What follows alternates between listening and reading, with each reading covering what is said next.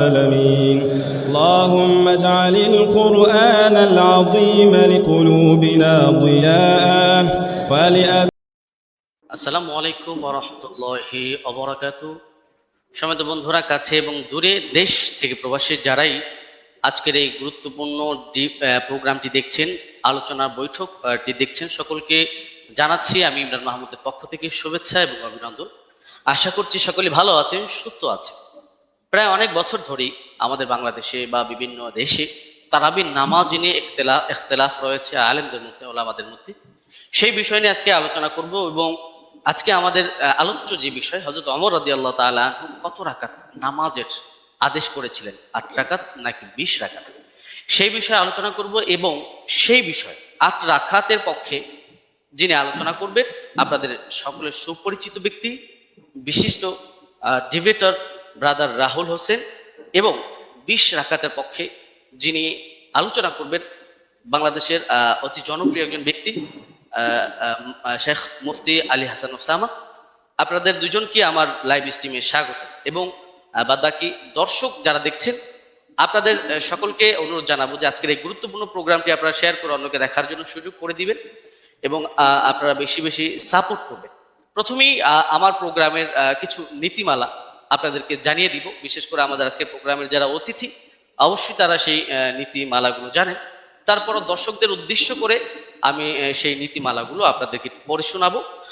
আপনি একটু আমার স্ক্রিনটা একটু লক্ষ্য করবেন প্লিজ। জি, আমি সরি, আমি একটু প্রথমেই যাচ্ছি। জি, আমাদের প্রোগ্রামের নীতিমালা, আলোচনার নীতিমালা বিষয়, হাদিস শাস্ত্রের আলোকে হযরত ওমর রাদিয়াল্লাহু তাআলা কত রাকাত তারাবির আদেশ করেছেন। অনুষ্ঠানটি সম্প্রচার হচ্ছে ব্রাদার রাহুল হোসেন এবং আলী হাসান ওসামার ফেসবুক পেজ থেকে। আলোচনার মধ্যে আমাদের একেবারেই রুলসের যে বিষয়, যে আলোচনার মধ্যে কোনো রূপ বাধা প্রদান করা যাবে না। এক অতিথি অপরজনকে বাধা প্রদান করতে পারবে না। 4 নম্বর, বাধা প্রদান করলে 1 মিনিট সময় কেটে নেওয়া হবে। যিনি বাধা প্রদান করবে তার 1 মিনিট সময় কেটে দেওয়া হবে। 5 নাম্বার, যিনি আলোচনা করছেন, যাকে বাধা দেওয়া হচ্ছে, তার 1 মিনিট সময় তাকে বাড়িয়ে দেওয়া হবে। 6 নম্বর, বিষয়ের বাহিরে অপ্রাসঙ্গিক কথা বললে, আমি সঞ্চালক হিসেবে ইমরান মাহমুদ আছি, অবশ্যই আমি অতিথিদেরকে থামানোর অধিকার রাখি বা থামানোর অধিকার থাকবে। 7 নম্বর, আলোচনার 4টি পর্যায়ের মানে আলোচনাটা 4টা পর্যায়ে হবে এবং সেই পর্যায়গুলো আমি আপনাদেরকে বলবো। প্রথম পর্ব, কেস প্রেজেন্ট, নিজেদের দাবির পক্ষে প্রমাণ উপস্থাপন।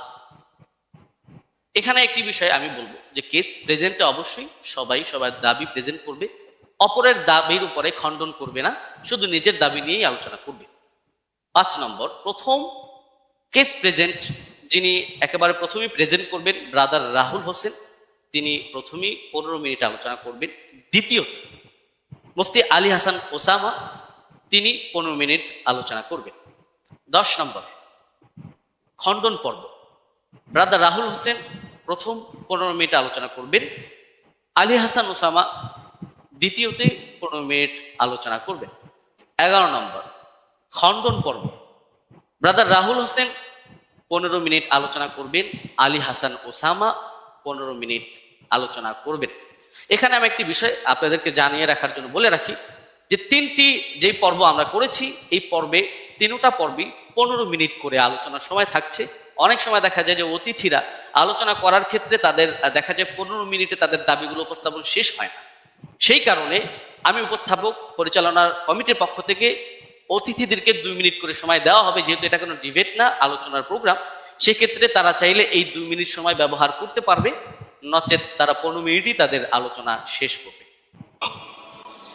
এবং একেবারে শেষ যে পর্বটা, উপসংহার পর্ব, ব্রাদার রাহুল হোসেন তিনি তিনার আলোচনা যেগুলো করেছেন সেগুলো রিভিউ 5 মিনিট আলোচনা করবেন এবং আলী হাসান ওসামা তিনিও 5 মিনিট আলোচনা করবেন। বিশেষ দ্রষ্টব্য এই পর্বে তিনি তিনার আলোচনা যেগুলো করেছেন, জি আলী হাসান ওসামা সাহেবের ডিভাইসটা প্লিজ। এই পর্বে উভয় পক্ষের বক্তা নতুন কোনো তথ্য ব্যবহার করতে পারবে না, যেহেতু এটা লাস্ট পর্ব। এখানে কেউ কাউকে খণ্ডন করার সুযোগ থাকছে না। সেই ক্ষেত্রে কেউ কারো নতুন তথ্য অ্যাড করতে পারবে না। আচ্ছা, 13 নম্বর, সভাপতি সাহেব মেবি সঞ্চালক সাহেব আমি আলোচ্য বিষয়ের উপর মন্তব্য ছাড়াই অনুষ্ঠানটি শেষ করে দিবেন। এটা আমাদের প্রোগ্রামের নীতিমালা ছিল, নীতিমালা। এবং আমাদের প্রোগ্রামের আরেকটি বিষয় হচ্ছে গুরুত্বপূর্ণ, যে আমরা যখন আলোচনা করব, প্রতিপক্ষ যেই থাকুক আমরা তাকে সম্মানসূচক শব্দ ব্যবহার করে আলোচনা করব। কোনো রকমের অসম্মানসূচক শব্দ আমরা ব্যবহার করব না। শুধু প্রতিপক্ষ বক্তার ক্ষেত্রে নয়, প্রতিপক্ষের মুরব্বী ওলামায়ে কেরাম বা তার তিনি যাদেরকে অনুসরণ করেন তাদের যে কেউ হোক, কাউকে কটাক্ষ করে কোনো রকমের কথা বলা যাবে না। সুন্দর শব্দ দিয়ে তাদেরকে বলতে হবে। যদি কেউ অসুন্দর শব্দ ব্যবহার করে, যদি কেউ অবাঞ্ছনীয় শব্দ ব্যবহার করে, অবশ্যই সঞ্চালক হিসাবে আমি তাকে এই শব্দটা এক্সপান্স করাবো, উইথড্র করাবো। যাই হোক, আমি আমার আলোচনার শর্তগুলো, নীতিমালাগুলো আপনাদেরকে পড়ে শোনালাম। আমি আমার আলোচনার প্রোগ্রাম এখন স্টার্ট করছি এবং স্টার্টের শুরুতেই কেস প্রেজেন্ট যিনি 8 রাকাতের পক্ষে স্টেট নিয়েছেন, ব্রাদার রাহুল হোসেন, আমি আপনার কাছে যাব এবং আমি আপনাকে দিয়ে শুরু করব এবং আপনি আপনার আলোচনার জন্য সময় পাচ্ছেন 15 মিনিট। আপনি বললে আমি টাইমটা শুরু করে দিই। আচ্ছা, আমি স্লাইড শো করব। আমি একটা স্লাইড দেব আপনাকে, ওটাকে অ্যাপ্রুভ করতে হবে।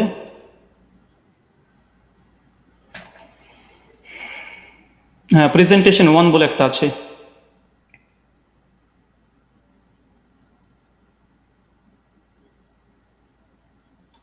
হ্যাঁ, স্লাইডটা কি ঠিক আছে আপনার?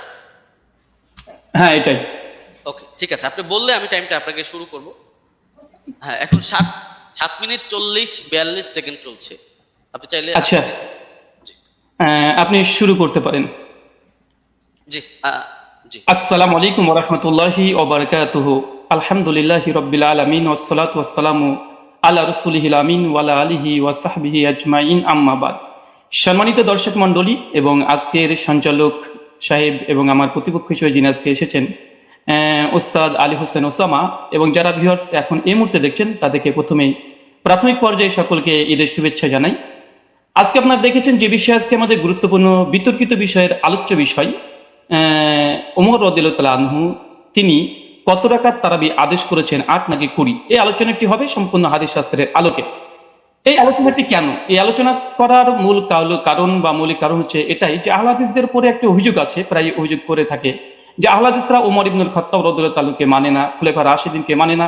কারণ হিসেবে তারা পেশ করে যে ওমর বিন খাত্তাব তিনি 20 রাকাত তারাবির আদেশ করেছেন, অথচ আহলে হাদিসরা 8 রাকাত পরে মসজিদ থেকে পালিয়ে যায়।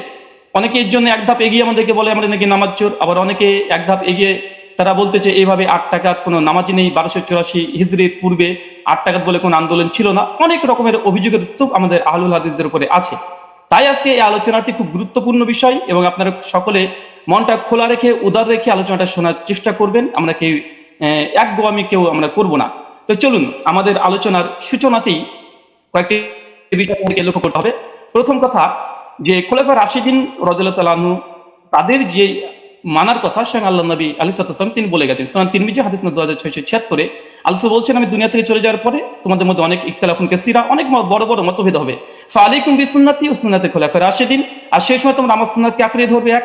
আর 2 সুন্নাতে খুলাফা রাশিদিন, আর খলিফা যারা আছে তাদের সুন্নাতকে মেনে চলতে হবে।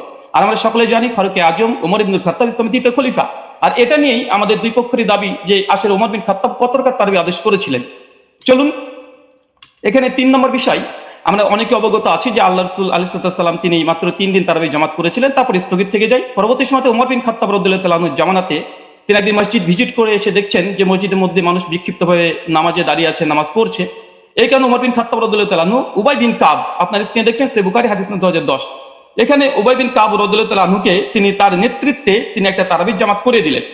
কিন্তু সহিহুল বুখারীর মধ্যে কত রাকাত এটা নেই, বরং জামাতের কথাটা এসেছে। এখন কত রাকাত এটা সহিহ বুখারীতে নেই, তার মানে কি হাদিস জগতে নেই? অবশ্যই আছে। চলুন কোথায় আছে আমরা একবার ঘুরে আসি।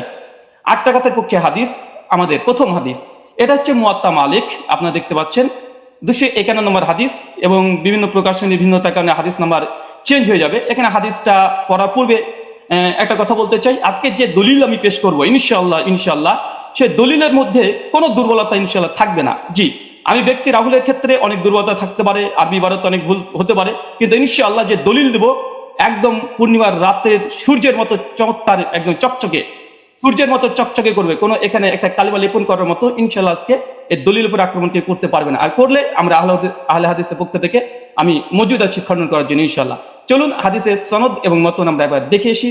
এবং আপনারা দেখছেন এখানে বলছেন, দেখেন, আন হাদাসানা মালিক আন মুহাম্মদ বিন ইউসুফ আন সাইদ বিন ইয়াজিদ আন্নাহু কাল। এখানে সনদের প্রথম অংশ আমরা দেখে নিয়েছি। এরপরে বলছে আমারা ওমর ইবনুল খাত্তাব উবাই বিন কাবিন ও তামিম দারি। তারপরে বলছে আই ইয়াকুমু লিন্নাসি বিইহদা আশারাতা রাকা। এখানে উমর বিন খাত্তাব রাদিয়াল্লাহু তাআলা আনহু তিনি বলছেন, তিনি আদেশ করছেন, আমারা ওমর বিন খাত্তাব তিনি আমর করছেন, আদেশ করছেন কাকে? উবাই বিন কাব আর তামিম দারিকে। কি আদেশ করছেন? যেন মানুষদেরকে নিয়ে তিনি 11 রাকাত তারাবির সালাত আদায় করে। এই হচ্ছে আহলে হাদিসদের প্রথম দলিল। আর এই দলিল দিয়েই আজকে আমাদের যে কেস, যে আমরা আহলে হাদিসরা 8 টাকা তারাবি জামাতে পড়ি, এটা ওমর বিন খাত্তাব রাদিয়াল্লাহু আনহু আদেশ করেছেন। আদেশ স্পষ্ট মজুদ আছে আলহামদুলিল্লাহ। এবং কাকে আদেশ করেছে? উবাই বিন কাব তামিম দারিকে। এটা হচ্ছে আমাদের প্রথম দলিল, মুয়াত্তা মালিক 251 নম্বর হাদিস। এখানে লক্ষণীয় শুধু এই হাদিসটা যে মুয়াত্তা মালিকে এসেছে এমনটা নয়। এই হাদিসের তাখরিজ দেখেন, সহিহ কুবরা লিন-নাসাই হাদিস নাম্বার 4677 এই সনদ মালিক থেকে আসছে। 3 নম্বর আরেকটা আছে শারহু মানিল আল আসালি তহাবি। ইমাম তহাবি হানাফি মাযহাবের বিশেষ করে তিনি বড় ফকি এবং মুহাদ্দিস। হাদিস নাম্বার 1741 তিনিও সনদ সহকারে ইমাম মালিক থেকে এই রাতটাকে পেশ করেছে। চতুর্থ প্রমাণ মারিফাতুস সুনান আল আসার লিল বাইহাকি, হাদিস নাম্বার 5413 ইমাম বাইহাকি আল মুতাফা 458 হিজরি তিনিও নিয়ে এসেছেন। আচ্ছা, তারপরে 5 নম্বর শারহুস সুনান লিল বাগাবি, চতুর্থ খণ্ডে 120 নম্বর পৃষ্ঠায় ইমাম মালিকের সূত্রে এই হাদিসটাকে তিনি নিয়ে এসেছেন। আরো যারা আপনারা দেখবেন মাদ্রাসাতে মিশকাত পড়তে হয়, না পড়লে কেউ তালিমি হতে পারে না। মিশকাত হাদিস নাম্বার 1302 আপনারা দেখতে পাচ্ছেন মুয়াত্তা মালিকের সনদ সহ এখানে মতনটিকে উল্লেখ করা হয়েছে। আর যারা দারসি নুসখা দেখতে চাচ্ছেন, দেবন্দি থেকে প্রকাশনী, সেটা হচ্ছে প্রথম 115 নম্বর পৃষ্ঠায় লাইন নম্বর 9 থেকে 11 আপনারা দেখে নিতে পারবেন। আর এটা মিসকাত আল মাসনাবি, যারা বাংলা দেখতে চান, অনেক বাংলা শ্রোতা আছে, আমার বক্তৃতার সত্যতা যাচাই করে নেবেন। মিসকাত আল মাসনাবি হাদিস নাম্বার 1302 এটা আপনি পেয়ে যাবেন। এবং মুয়াত্তা মালিক যেটি ইসলামিক ফাউন্ডেশন থেকে বের হয়ে এসেছে প্রকাশনী, এটা হচ্ছে প্রথম খণ্ডে 171 পৃষ্ঠা রিয়াত নম্বর 4 আমার এই দলিল আপনারা বাঙালি শ্রোতা যারা আছেন, যারা আরবি বোঝেন না, তাদের জন্য দিয়ে দিলাম, আপনারা দেখে নিতে পারবেন। চলুন এই হাদিসের প্রথম দেখেন, আমি যে হাদিস আমরা মতন থেকে স্পষ্ট প্রমাণ পেয়েছি যে ওমর বিন খাত্তাব উবাই বিন কাব তামিম দারিকে তিনি 11 রাকাত তারাবির নির্দেশ দিয়েছে। আলহামদুলিল্লাহ, কেস ইজ ক্লোজড। আমাদের পক্ষে এই দলিল আমরা পেশ করেছি। এখন হচ্ছে এই সনদ কি? চলেন সনদ আপনি স্ক্রিনে দেখতে পাচ্ছেন। আন মালিক আন মুহাম্মদ বিন ইউসুফ আন সাইদ বিন ইয়াজিদ, তারপরে ওমর ইবনে খাত্তাব। এই হাদিসের মধ্যে মাত্র 4টে রাবি পাচ্ছেন। এক হচ্ছে মালিক, ইমাম মালিক, মানে বুঝতে পারছেন, একবার দেখে নিন স্ক্রিনে। ইমাম মালিক, আলহামদুলিল্লাহ, ইমাম মালিক কে যারা করবে ইমাম মালিকের উপরে, আলহামদুলিল্লাহ।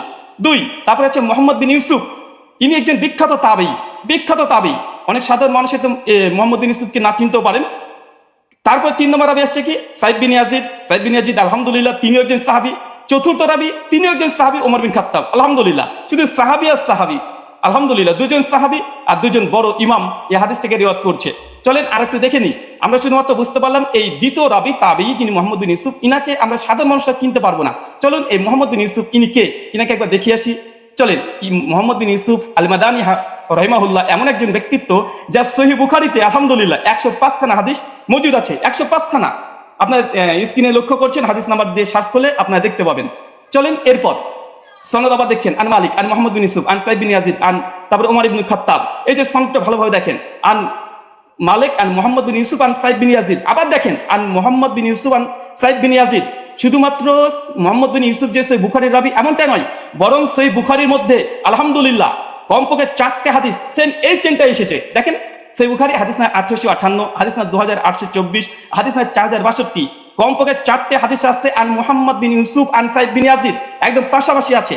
শুধু মুহাম্মদ বিন ইউসুফ যে শুধুমাত্র তিনি যে বুখারীর রাবি এমনটা নয়, বরং সেম চেন যেটা মুয়াত্তা মালিকের 8 টাকাতে পক্ষে দলিল পেশ করেছি, একই চেন আলহামদুলিল্লাহ সহিহ বুখারীর মধ্যে মজুদ আছে কমপক্ষে 3টে। আরো সহিহ মুসলিম আপনারা চেক করলে পেয়ে যাবেন। আচ্ছা, এই হাদিসের সনদ পর্যালোচনা সংক্ষিপ্ত হয়ে করে দিই, যা আমরা দেখলাম এতক্ষণে। প্রথম পয়েন্ট দেখেন, সাহাবী থেকে সাহাবী কেন? ওমর বিন খাত্তাব, সাইদ বিন ইয়াজিদ ওমর বিন খাত্তাবের আদেশ বর্ণনা করছে, দুজনই সাহাবী, আলহামদুলিল্লাহ। এটা মুহাদ্দিসদের ভাষাতে এই সনদকে বলা হয় সিলসিলাতুল জাহাব। মানে ইমাম মালিক তিনি হচ্ছে মুসান্নিফ গ্রন্থের আর সাহাবী পর্যন্ত যেতে মাত্র একজন রাবি লেগেছে, মাত্র একজন, আর সে হচ্ছে মোহাম্মদ বিন ইউসুফ, যিনি সহিহ বুখারীর 105 খানা হাদিস বর্ণনা করেছেন। সহিহ মুসলিম আলহামদুলিল্লাহ আছে। তৃতীয়, এই সনদের যতজন রাবি আছে সবগুলো মাদানী আলহামদুলিল্লাহ। ইমাম মালিক মদিনার ইমাম আলহামদুলিল্লাহ। মোহাম্মদ বিন ইউসুফ একজন বিখ্যাত তাবি, ইনিও মাদানী আলহামদুলিল্লাহ। তাহলে দেখছেন এখানে তিনটে, যে সাহাবী থেকে সাহাবী হাদিস বর্ণনা করছে, মাত্র একটা রাবি দিয়ে একদম সাহাবী ওমর বিন খাত্তাব পর্যন্ত পৌঁছে যাচ্ছে আলহামদুলিল্লাহ। এটা যে সিলসিলাতুল জাহাব তথা গোল্ডেন চেন। এরপরে চলেন, আচ্ছা আমার স্লাইডে এক সেকেন্ড,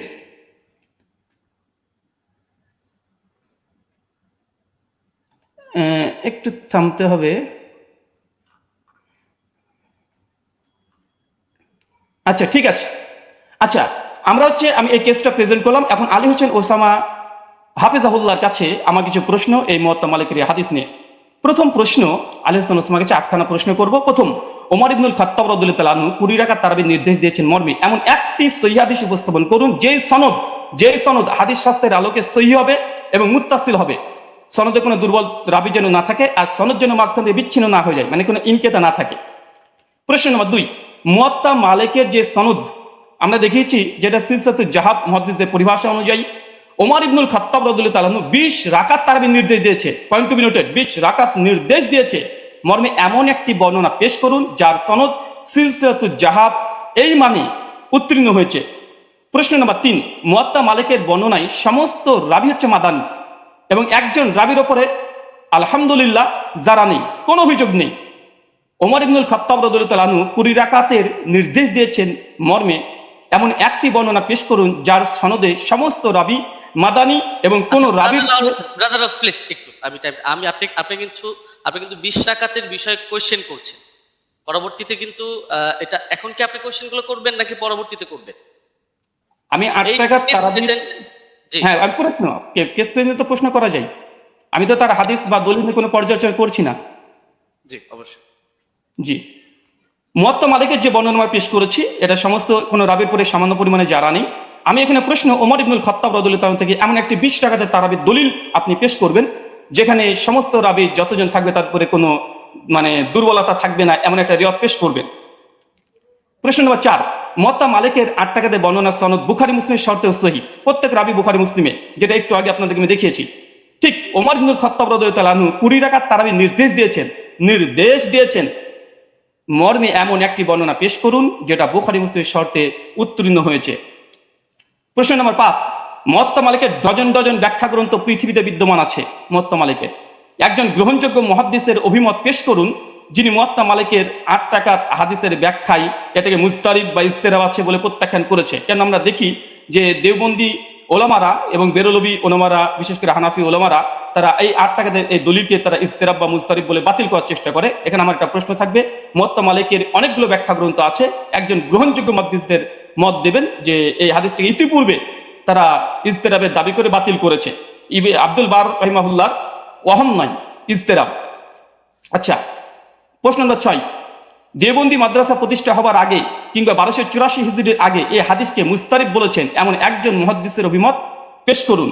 প্রশ্ন নম্বর 7, সহিহ সনদে প্রমাণিত আছে উবাই বিন কাব রাদিয়াল্লাহু তাআলা আনহু তিনি এবং তামিম আদ-দারি তিনি 8 রাকাত তারাবি পড়েছেন। আমার প্রশ্ন, ওমর রাদিয়াল্লাহু তাআলা যদি 20 রাকাত তারাবির নির্দেশ দিয়ে থাকেন তাহলে উবাই বিন কাব এবং তামিম আদ-দারি কি ওমর ইবনুল খাত্তাব রাদিয়াল্লাহু তাআলার নির্দেশ অমান্য করেছেন? প্রশ্ন নম্বর 8, শাস্ত্রের আলোকে ইস্তেরাবের সংজ্ঞা এবং শর্ত পেশ করবেন এবং সেই শর্ত অনুযায়ী এই হাদিসকে মুস্তারিব প্রমাণ করার চেষ্টা করবেন। কারণ আমরা ইতিপূর্বে আপনাদের অনেককে দেখেছি যে বারবার আমাদের দলিলকে ইস্তেরাব বলে বাতিল করে দেওয়ার চেষ্টা করা হয়। চলেন আমরা হাদিসের আবার প্রথম অংশে আপনাদেরকে আমরা নিয়ে যাব, যেখান থেকে আপনারা বুঝতে পারবেন। আমরা হাদিসটাকে আবার আপনাদেরকে দেখিয়ে দিই আপনাদের সুবিধার জন্য। আমাদের প্রথম যে দলিল আমরা পেশ করেছিলাম এ হচ্ছে মুওয়াত্তা মালিকের হাদিস, আর এই মুওয়াত্তা মালিকের হাদিস অনেকগুলো গ্রন্থে এসেছে, পরপর আপনাদেরকে আমি দেখিয়ে দিয়েছি, এখান থেকে অনেকগুলো গ্রন্থ থেকে দেখিয়ে দিয়েছি। আমি জাস্ট একটা দলিল আমি পেশ করেছি, আর এই একটা দলিলের উপরে আমি অটল থাকবো। এই একটা দলিলে, এই দলিল যতক্ষণ খণ্ডন না আসবে ততক্ষণ দ্বিতীয় দলিল দিয়ে এই আলোচনাকে আমি মাছের বাজার করতে চাই না। তাই এই সনদটাকে বারবার দেখবেন, আন মালিক আন মুহাম্মদ বিন ইউসুফ আন সাইদ বিন ইয়াজিদ, তারপর ওমর ইবনুল খাত্তাব। মাত্র ইমাম মালিক রাহিমাহুল্লাহ আলহামদুলিল্লাহ, মুহাম্মদ বিন ইউসুফ তিনি একজন বিখ্যাত তাবী, যার 5খানা হাদিস আছে। আর সাইদ বিন ইয়াজিদ ইনিও স্বয়ং আল্লাহ রাসূলের সঙ্গে হজ করেছেন, যেটা সহিহ বুখারী 1858-তে প্রমাণিত পাওয়া যায়। আর উমর ইবনুল খাত্তাব, আমি জাস্ট এই একটা দলিলের উপরে আপনাদের সামনে উপস্থাপন করেছি। এবং হাদিসের শব্দ আমার উমর ইবনুল খাত্তাব, উমর বিন খাত্তাব আদেশ দিয়েছেন, একদম আদেশ শব্দ মজুদ আছে। কাকে আদেশ দিয়েছেন? উবাই বিন কাবকে। আর কাকে? তামিম আদ-দারিকে। কত রাকাত? বিহিদা আশারাতা রাকাত, 11 রাকাতের নির্দেশ দিয়েছে। স্পষ্টভাবে আমাদের এই দলিলে আমার যা কেস বা আমাদের আহলুল হাদিসদের যে দাবি, তার পক্ষে জাস্ট একটা দলিল, ইনশাআল্লাহ যদি সম্ভব হয় দলিলকে যদি খণ্ডন করে, ইনশাআল্লাহ তারপরে আমাদের দ্বিতীয় দলিল আমরা পেশ করব। কেননা আলোচনার মধ্যে অনেক বেশি দলিল দিয়ে গেলে, কারণ আমাদের আলোচনা যেহেতু এখানে পর্যালোচনা, এটা ডিবেট নয়। ডিবেট হলে আমি অনেক কিছু করতে পারতাম, কিন্তু আমি যেহেতু ওস্তাদজির সঙ্গে একমত হয়ে এসেছি, তাই আমি তেমন কিছু মানে অনেক কথাই বলার ইচ্ছা থাকলে আমি বলবো না এখানে, কারণ আমি শেখকে বা ওস্তাদকে অনেক সম্মান দিই এবং ভালোবাসা তার প্রতি আমার অনেকগুলো আছে। আর এ থেকেই একটা হাদিস, আর এই হাদিস আমি শুধুমাত্র শেখের কাছে বুঝতে এসেছি, যেহেতু তিনি আমাকে বুঝাতে এসেছেন। আর পর্যালোচনা যেহেতু এটা ডিবেট নয়, তার জন্য আমার এই একটা হাদিস, যে দাবির পক্ষে আমরা আহলুল হাদিসরা 8 টাকা তারাবি পড়ি এবং এই হাদিসের মান আমাদের নিকটে সহিহ, এবং আমাদের কাছ থেকে 8খানা প্রশ্ন আমরা উপস্থাপন করেছি 20 টাকাতের পক্ষে। এই 20 টাকাতের যদি এই প্রশ্নের জবাব যদি দিয়ে দেয়, আলহামদুলিল্লাহ আমি লিখিতভাবে শুধু একদম না, ঘোষণা দিয়ে আমি ঘোষণা করে দেব যে জাস্ট আমি যে কথা বলেছি আমি কথা থেকে ফিরে আসছি।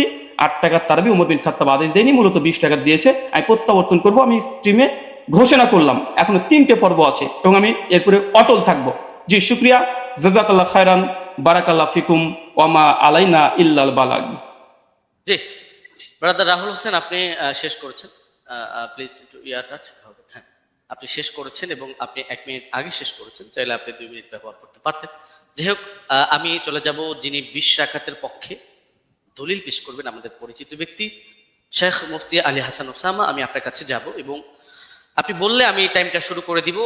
আপনার টাইমটা আপনি বলবেন। জি, এখন 22 মিনিট 45 সেকেন্ড চলছে। আপনি মিউট আছেন।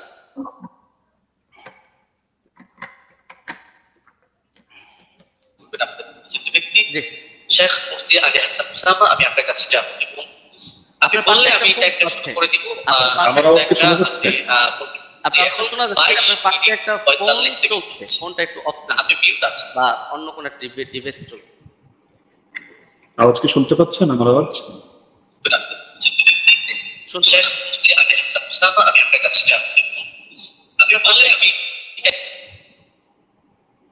আপনি কি শুনতে পাচ্ছেন আমাদের? এখন আপনাকে শোনা যাচ্ছে,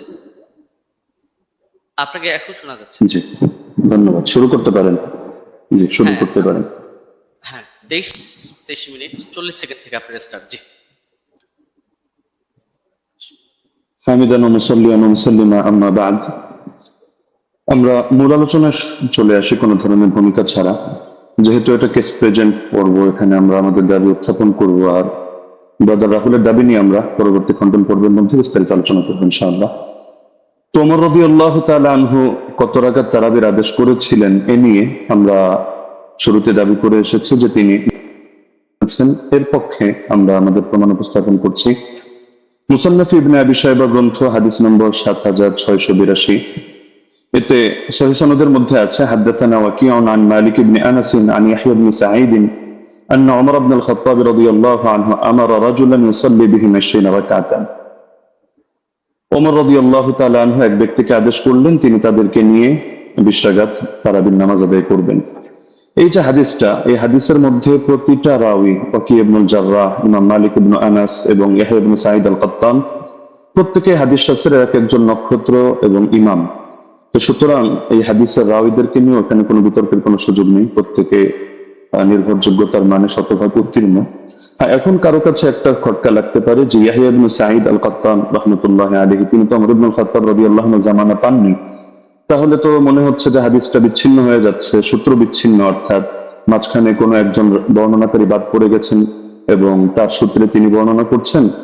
তো হাদিস যদি মুনকাতি হয় তাহলে তো এটা যায়িফ মনে হতে পারে অনেকের কাছে। তো আমরা যেহেতু আমাদের শিরোনামে হলো যে হাদিস শাস্ত্রের আলোকে আমাদের আজকের আলোচনা হবে, তো আমরা এখন শাস্ত্রীয় আলোচনায় চলে যাই। আমরা শাস্ত্রীয় আলোচনার অনেকগুলো পয়েন্ট দিয়ে দেখাবো যে এই হাদিসের মধ্যে কোনো ধরনের দুর্বলতা নেই এবং হাদিসটা সর্বোচ্চ পর্যায়ে গ্রহণযোগ্য সহি। 1 নম্বর মূলনীতিতে আসি। হাদিস শাস্ত্রের স্বীকৃত একটা মূলনীতি হলো, এটা ইমাম জাইনুদ্দিন ইরাকি রাহমাতুল্লাহ আলাইহি লম্বা চওড়া করে আলোচনা করেছেন, তার সূত্রে ইমাম সুয়ুতী সহ হাদিস শাস্ত্রের অনেক ইমামরা এই পয়েন্টটা টেনেছেন।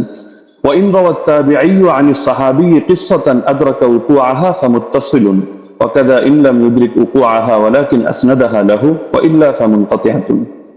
তাবিঈ যদি সাহাবী থেকে এমন কোন বিষয়, এমন কোন ঘটনা বর্ণনা করেন যেটা তিনি পেয়েছেন, অর্থাৎ তিনি তো তাকে নিজের চোখে দেখেননি, কিন্তু ঘটনাটা ক্রমবর্ধমান ভাবে চলে আসছে এবং পরবর্তীতে তার জামানায় তিনি ঘটনাটা পেয়েছেন, তাহলে হাদিস শাস্ত্রের বিবেচনায় এটাকে মুত্তাসিল বলে গণ্য করা হয়। যদিও বাহ্য দৃষ্টিতে যারা হাদিস শাস্ত্রের জ্ঞান রাখেন, অজ্ঞদের চোখে মনে হতে পারে এটা শত্রু বিচ্ছিন্ন, কিন্তু এটা ইমামরা স্পষ্ট বলে যাচ্ছেন যে না, এটা হুকুমের বিবেচনায় এটাকে মুনকাতি, শত্রু বিচ্ছিন্ন ধরা হয় না, বরং মুত্তাসিল হিসাবেই ধরা হয়। আর যদি তারা এভাবে না করেন, সেই ক্ষেত্রে এমন কোন ঘটনা বর্ণনা করলেন যেটা পরবর্তীতে আর এটা জারি থাকেনি, তারা এটা পায়নি, তাহলে সেই ক্ষেত্রে এটাকে মুনকাতি হিসাবে গণ্য করা হয়। ইমাম ইরাকি রাহমাতুল্লাহ আলাইহি স্পষ্ট ভাবে লেখেন যে ওয়াকাদ হাকা ইত্তিফাক আহলি তামিজ মিন আহলিল হাদিস আলা যালিকা ইবনুল মাওয়াক। ইমাম ইবনুল মাওয়াক এই ব্যাপারে মুহাদ্দিসদের মধ্য থেকে যারা বিশ্লেষক, তাদের ঐকমত্য বর্ণনা করেছেন। এটা তামহিদ প্রথম খণ্ড 26 নম্বর পৃষ্ঠায় আছে, উলুমুল হাদিস 26 নম্বর পৃষ্ঠায় আছে, 62 নম্বর পৃষ্ঠা, শারহুত তাফসিরা প্রথম খণ্ড 223, তাদরিবুর রাওয়ী প্রথম খণ্ড 249। যার কারণে শেখ সালেহ আল মুনাজ্জিদ, আল্লাহ তাআলা তাকে অতি দ্রুত কারামুক্তি করুন, সালাফিদের বড় শেখ, তিনি তার ইসলামকে ওয়েবসাইটের মধ্যে এই বিষয়ে মন্তব্য করেছেন। এটা প্রশ্ন নম্বর 82152 অধীনে আপনারা পেয়ে যাবেন। وبمجموع هذه الروايات يتبين أن ال20 ركعة كانت هي السنة الغالبة على التراويح في زمن عمر بن الخطاب رضي الله عنه، ومثل صلاة التراويح أمر مشهور يتناقله الجيل وعامة الناس، ورواية يزيد بن رومان ويحيى القطان يعتبر بهما وإن كان لم يدرك عمر، فإنهما ولا شك تلقياه عن مجموع الناس الذين أدركوهم، وذلك أمر لا يحتاج إلى رجل يسنده فإن المدينة كلها تسنده। পুরো এবারটা আমি শুনিয়ে দিলাম, যার মূল সারমর্ম এটাই দাঁড়াচ্ছে যে যদিও ইয়াহিয়া আল কাত্তান এবং ইয়াজিদ ইবনে রুমান সরাসরি ওমর রাদিয়াল্লাহু আনহু সাক্ষাৎ পাননি, কিন্তু এটা হাদিসের বিশুদ্ধতার মধ্যে কোনো সমস্যা হবে না, এটাকে বিচ্ছিন্ন ধরা হবে না, কারণ এটা তারা এই পরিমাণ, বিপুল পরিমাণ মানুষ থেকে এটা তারা লাভ করেছেন এই সংক্রান্ত বর্ণনা, যারা সরাসরি ওমর থেকে এটা দেখেছেন। সুতরাং এখানে সুনির্দিষ্ট একজন ব্যক্তি লাগবে না যে এটার সনদ বয়ান করবে, বরং গোটা মদিনায় এর সনদ বয়ান করবে। তো সুতরাং দেখা যাচ্ছে যে যারা হাদিস শাস্ত্র সম্পর্কে অজ্ঞ, তাদের কাছে শত্রু বিচ্ছিন্ন মনে হলো। যেহেতু শাস্ত্রের আলোকে আলোচনা, সুতরাং মূলনীতির আলোকে আমরা স্পষ্ট দেখালাম যে এটা শত্রু বিচ্ছিন্ন নয়, বরং এটা মুত্তাসিল হিসাবে ধর্তব্য হবে। দ্বিতীয় হলো, ইমাম ইয়াহইয়া ইবনে সাঈদ আল কাত্তান রাহমাতুল্লাহ আলাইহি, তিনি যেন তেন ব্যক্তিত্ব নন, তিনি জরাতে আদিল শাস্ত্রের ইমাম, অর্থাৎ যার মতামত নিয়ে আমরা অন্যদেরকে মেপে থাকি, এবং তার ব্যাপারে জরাতে আদিল শাস্ত্রে স্পষ্ট লেখা আছে যে তিনি যার তার থেকে হাদিস রিওয়ায়াত করেন না। যেমন তাহদিবুত তাহদিব 4th খণ্ড 357 পৃষ্ঠা, তাহদিবুল কামাল 31 নম্বর খণ্ড 329 পৃষ্ঠা, এখানে ইমাম এজিল সূত্রে লেখা আছে বসরিয়ুন সিকাতুন নাবিয়ুল হাদিস কানা লা ইউহাদ্দিসু ইল্লা আন সিকা। ইমাম ইয়াহইয়া ইবনে সাঈদ আল কাত্তান তিনি শুধু সিকারাওয়ীদের থেকে হাদিস বয়ান করেন, যার তার থেকে বয়ান করেন না।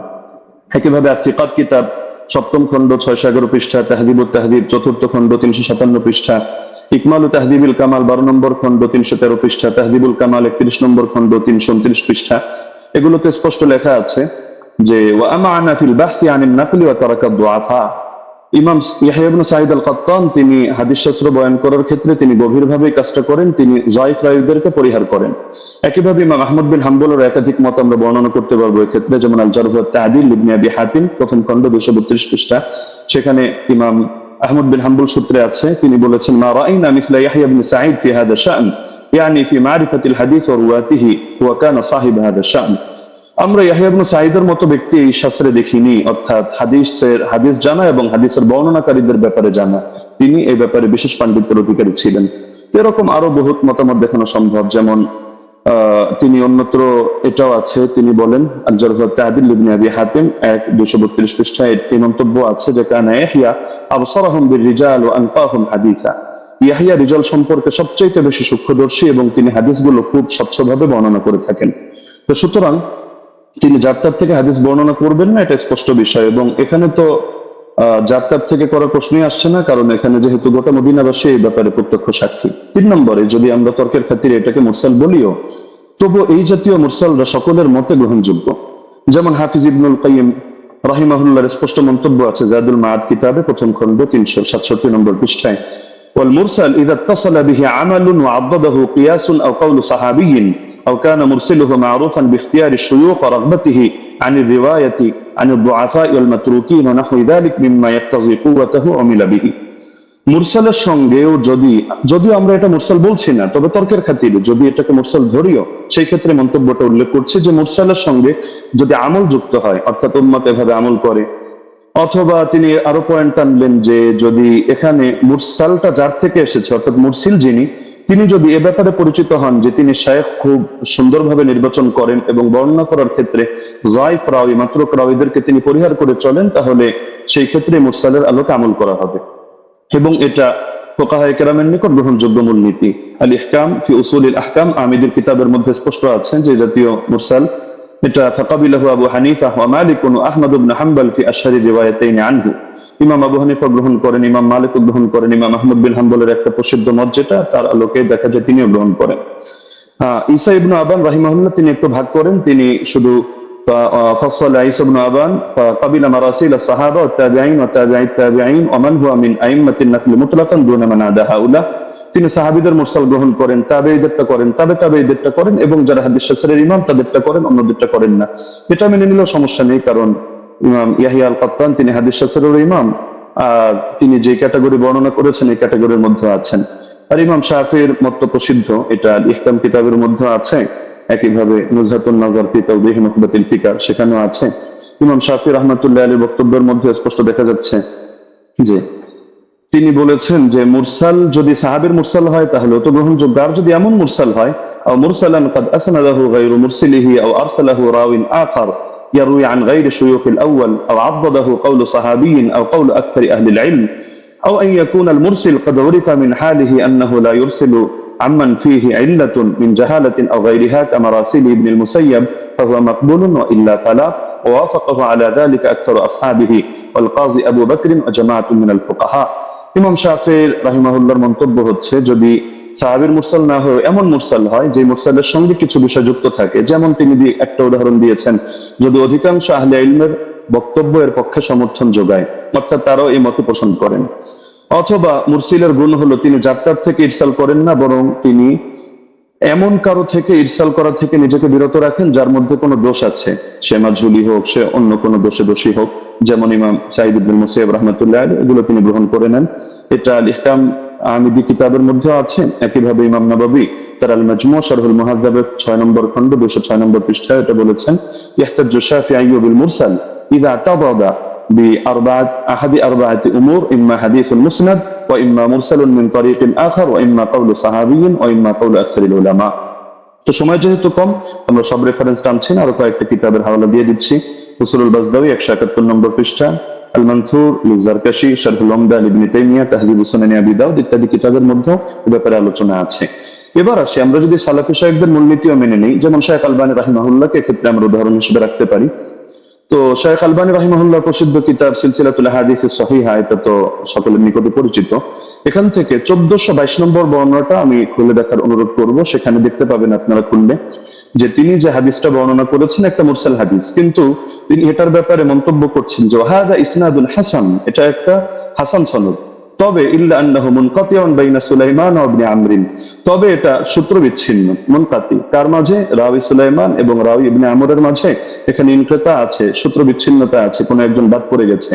তবে এটার পক্ষে এই তিনি একটা মুরসাল রিওয়ায়াত করে এর পক্ষে একটা যায়ফ হাদিস এনেছেন, যায়ফ রিওয়ায়াত, সেটা এনে তিনি মন্তব্য করছেন যে লাকিনাল হাদিসা বিমাজমু'i তারিকাইনি হাসানুন, এই দুটো যায়ফ মিলে এটা হাসান হয়ে গিয়েছে, অর্থাৎ একটা মুরসাল আর একটা যায়ফ।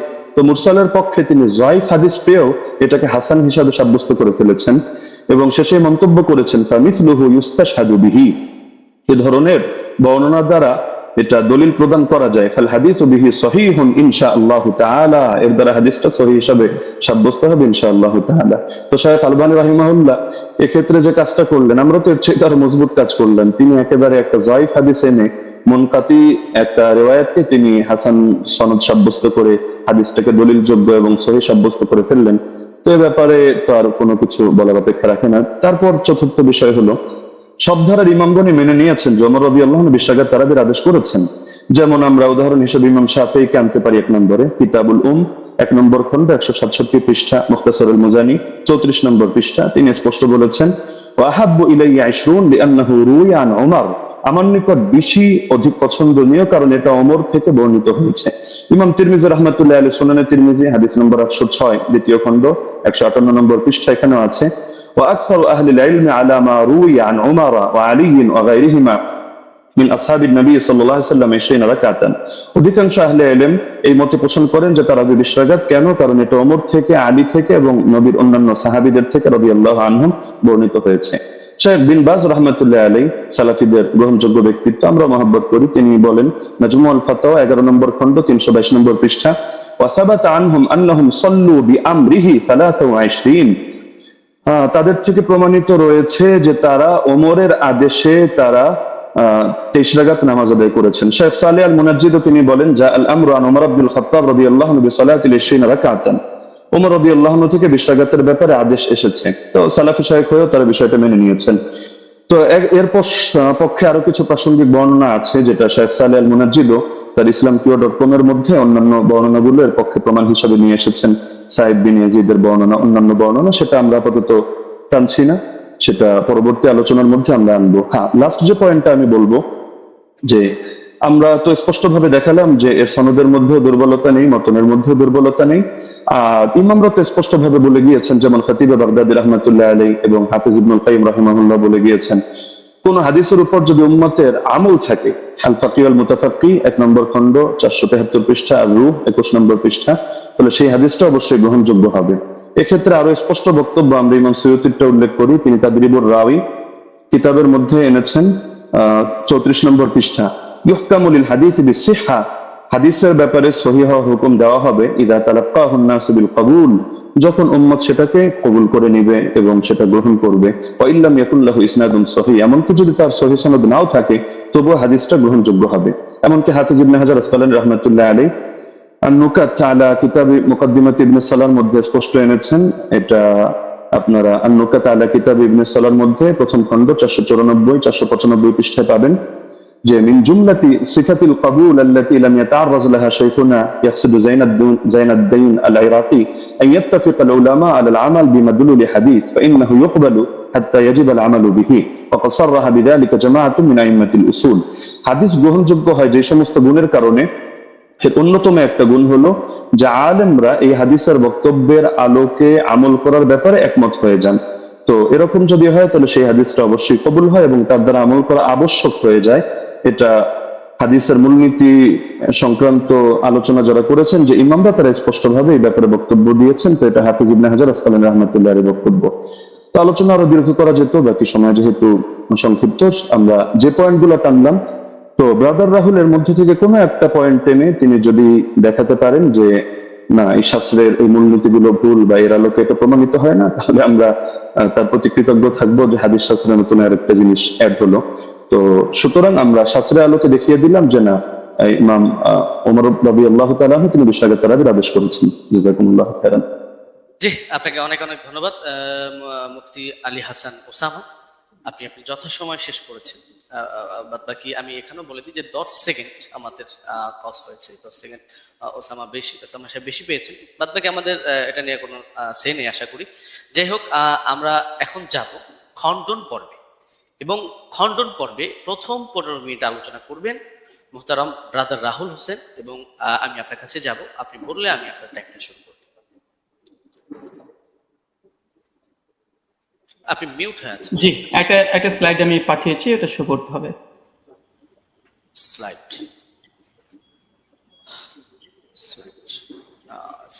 এটা কি একটু দেখবেন, এটা কি স্লাইড আপনার? জি জি জি জি জি জি জি এটাই। জি, আপনি বললে আমি টাইমটা স্টার্ট করব। ওকে, টাইম নাও স্টার্ট।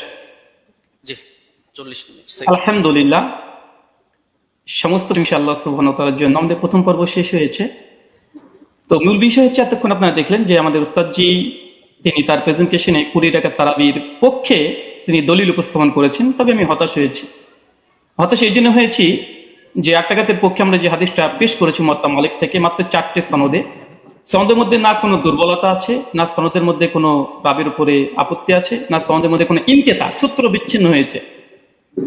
এবং আমি ওস্তাদজিকে আমার 8টা প্রশ্নের মধ্যে 5 নম্বর প্রশ্ন ছিল এইটা, যে এমন একটি দলিল পেশ করবেন যেখানে সূত্র কোনো ছিন্ন হয়নি, বিচ্ছিন্ন হয়নি, ইনকেতা নেই, সনের মধ্যে কোনো মুনকাতি কোনো সনদ পেশ করবেন না। দুর্ভাগ্যজনক হলে সত্য কথা, আজকে তিনি প্রথম যে দলিলটা পেশ করেছেন, তিনি একটা মুনকাতি একটা দলিল পেশ করেছেন, সূত্র বিচ্ছিন্ন একটা দলিল পেশ করেছেন। এবং এখানে ইয়াহিয়া সাইদ আল কাত্তান থেকে যে রাত পেশ করেছে মুসান্নাফ ইবনে আবি শাইবা থেকে আপনারা দেখেছেন।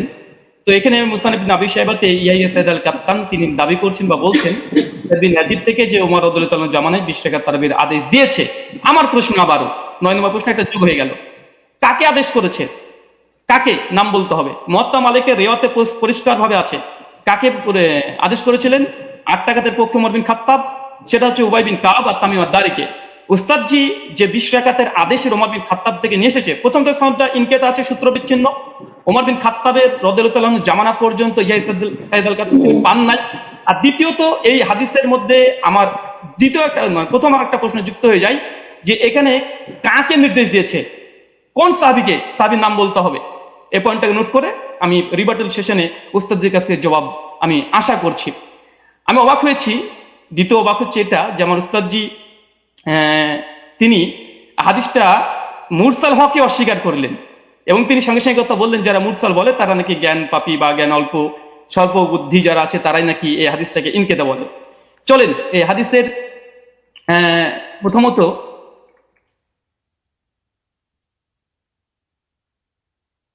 আচ্ছা প্রথম হচ্ছে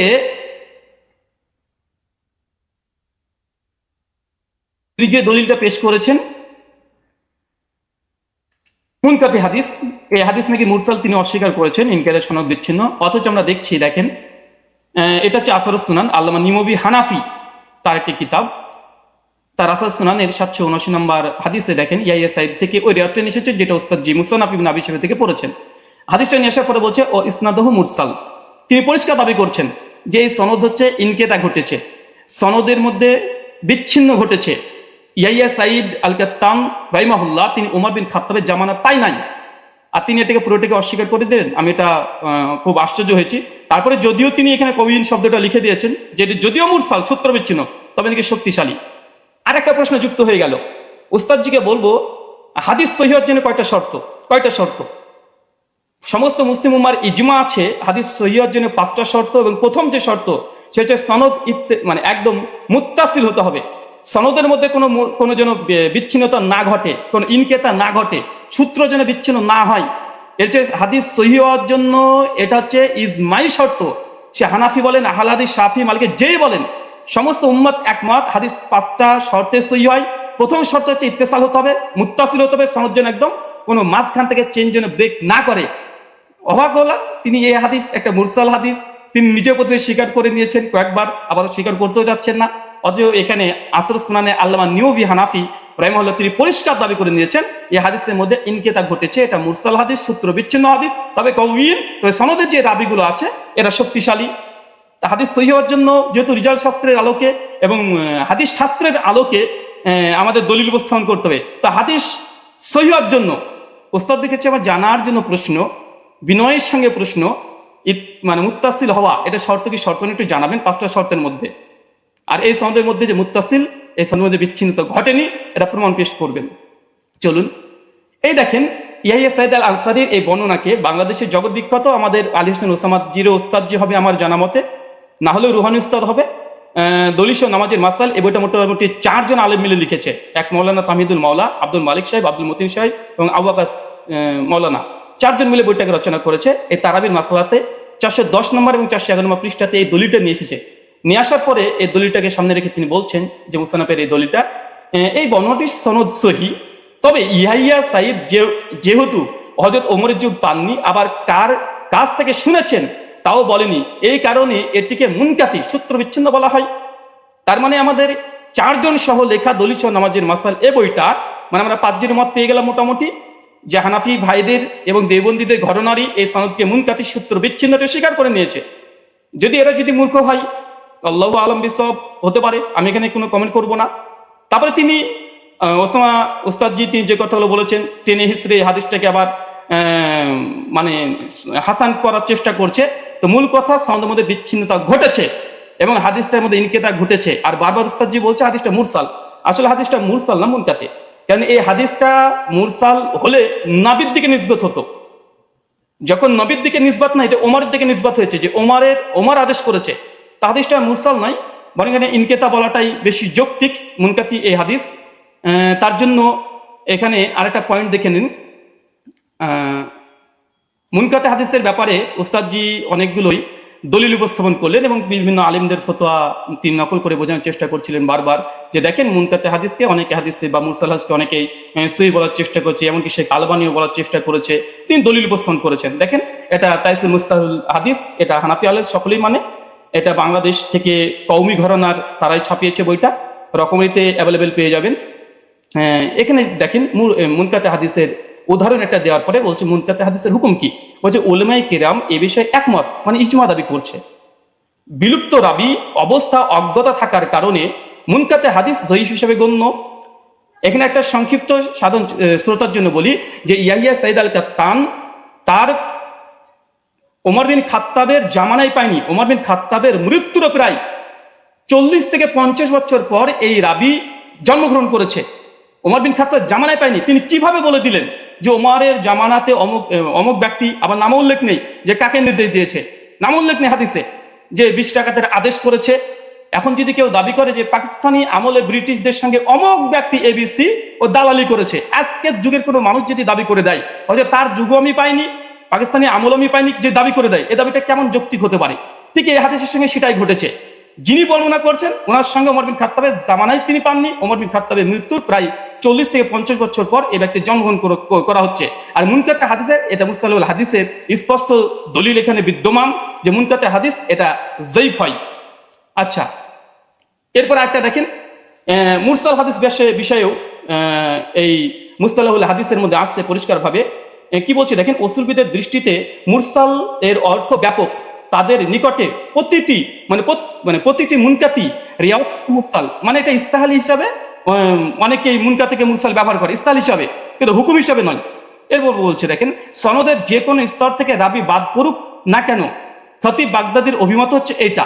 এরপরে হুকুম বলছে, কি বলছে দেখেন, যে প্রকৃতপক্ষে মুরসাল হাদিসে যঈফ, যদি উস্তাদজি এটা অস্বীকার করতেন না এটা মুনকাতে হাদিস না, এটা মুরসাল হাদিস, যদি অস্বীকার করে দিয়েছিলেন, তাদের ঘর থেকে দেখা হচ্ছে হাদিসটা তারা মুনকাতে স্বীকার করে নিয়েছে।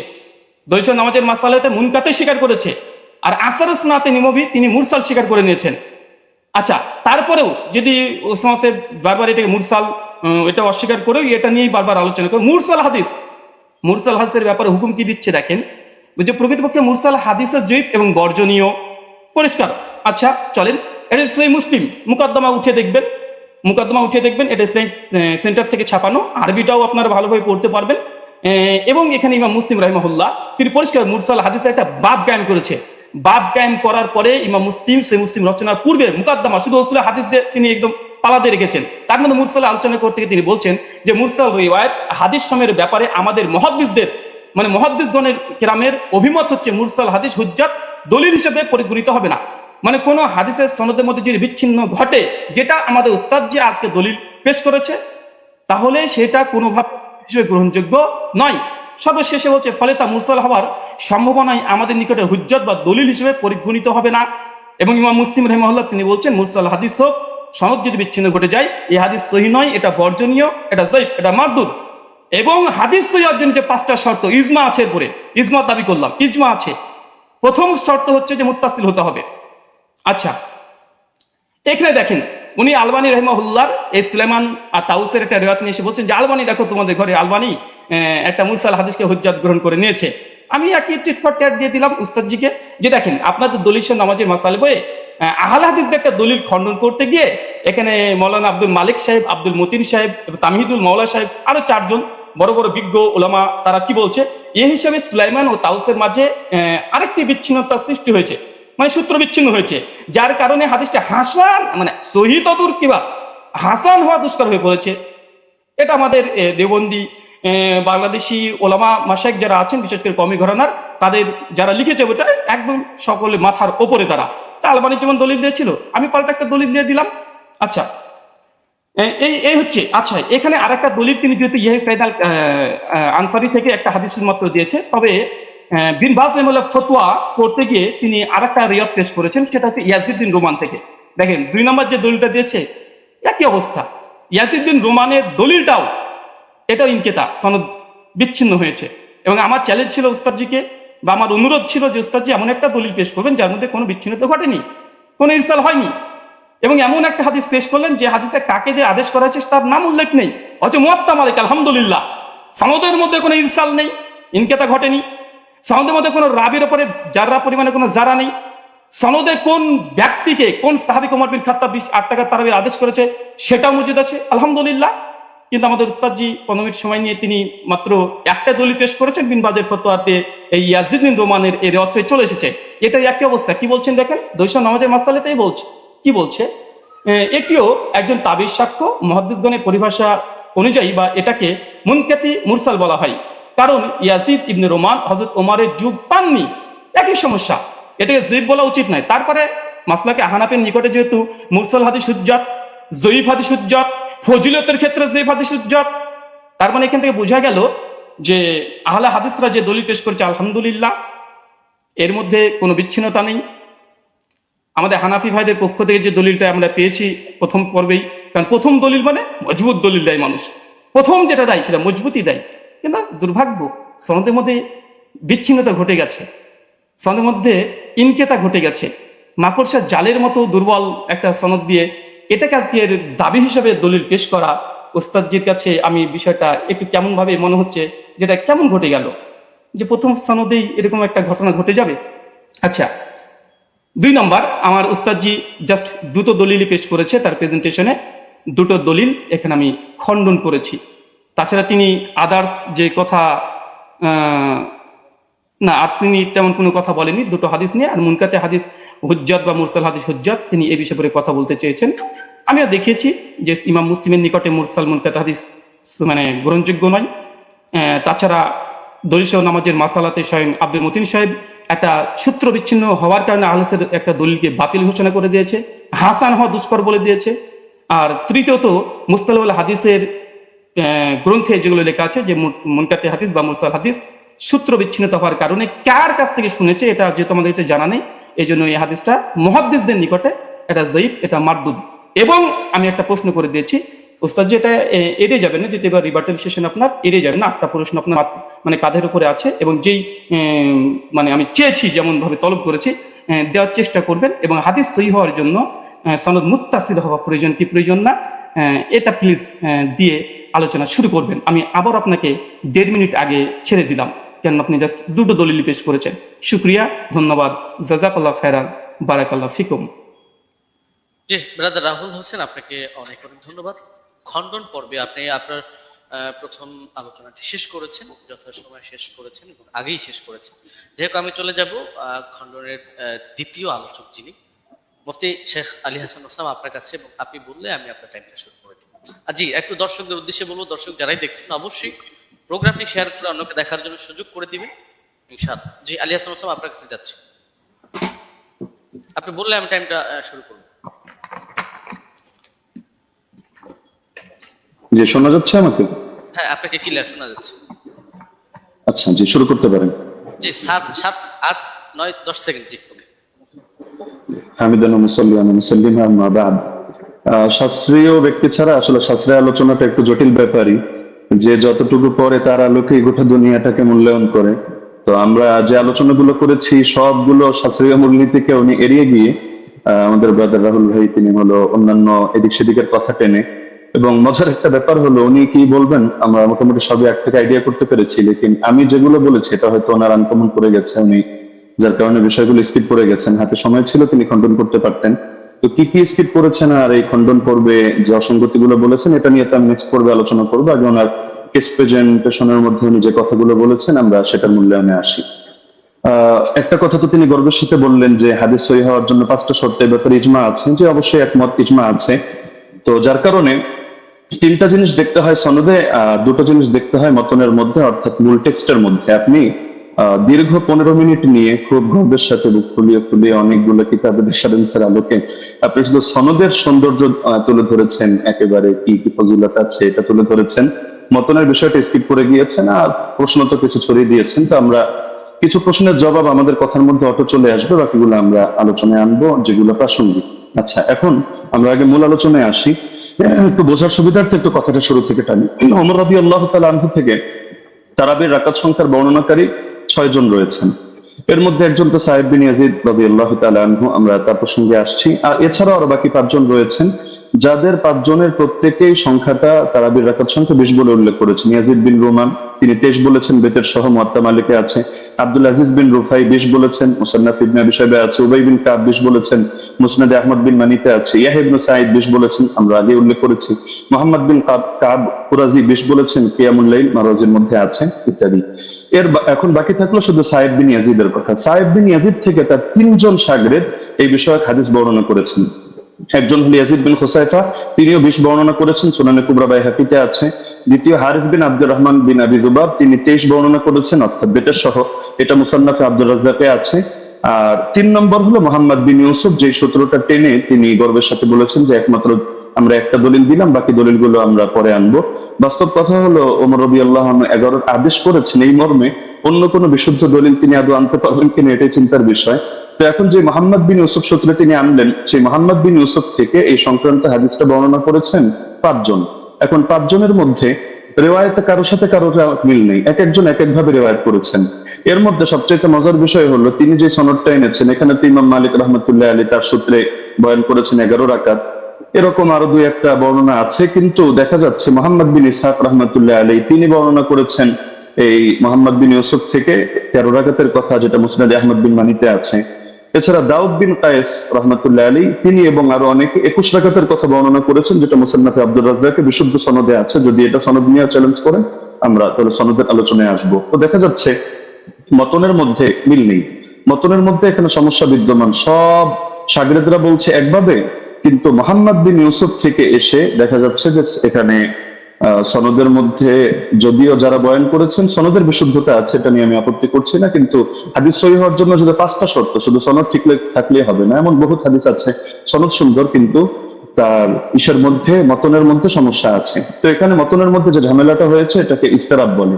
ইস্তেরাব মানে হলো যে কোথায় 21 রাকাতের কথা আর কোথায় হলো 11 রাকাতের কথা, আবার কোথায় 13 রাকাতের কথা। যদিও 13 নিয়ে একটা ব্যাখ্যা ওনারা দাঁড় করানোর চেষ্টা করেন ধারণা প্রসূত ভাবে, তো সেটা আপাতত বাদই দিলাম।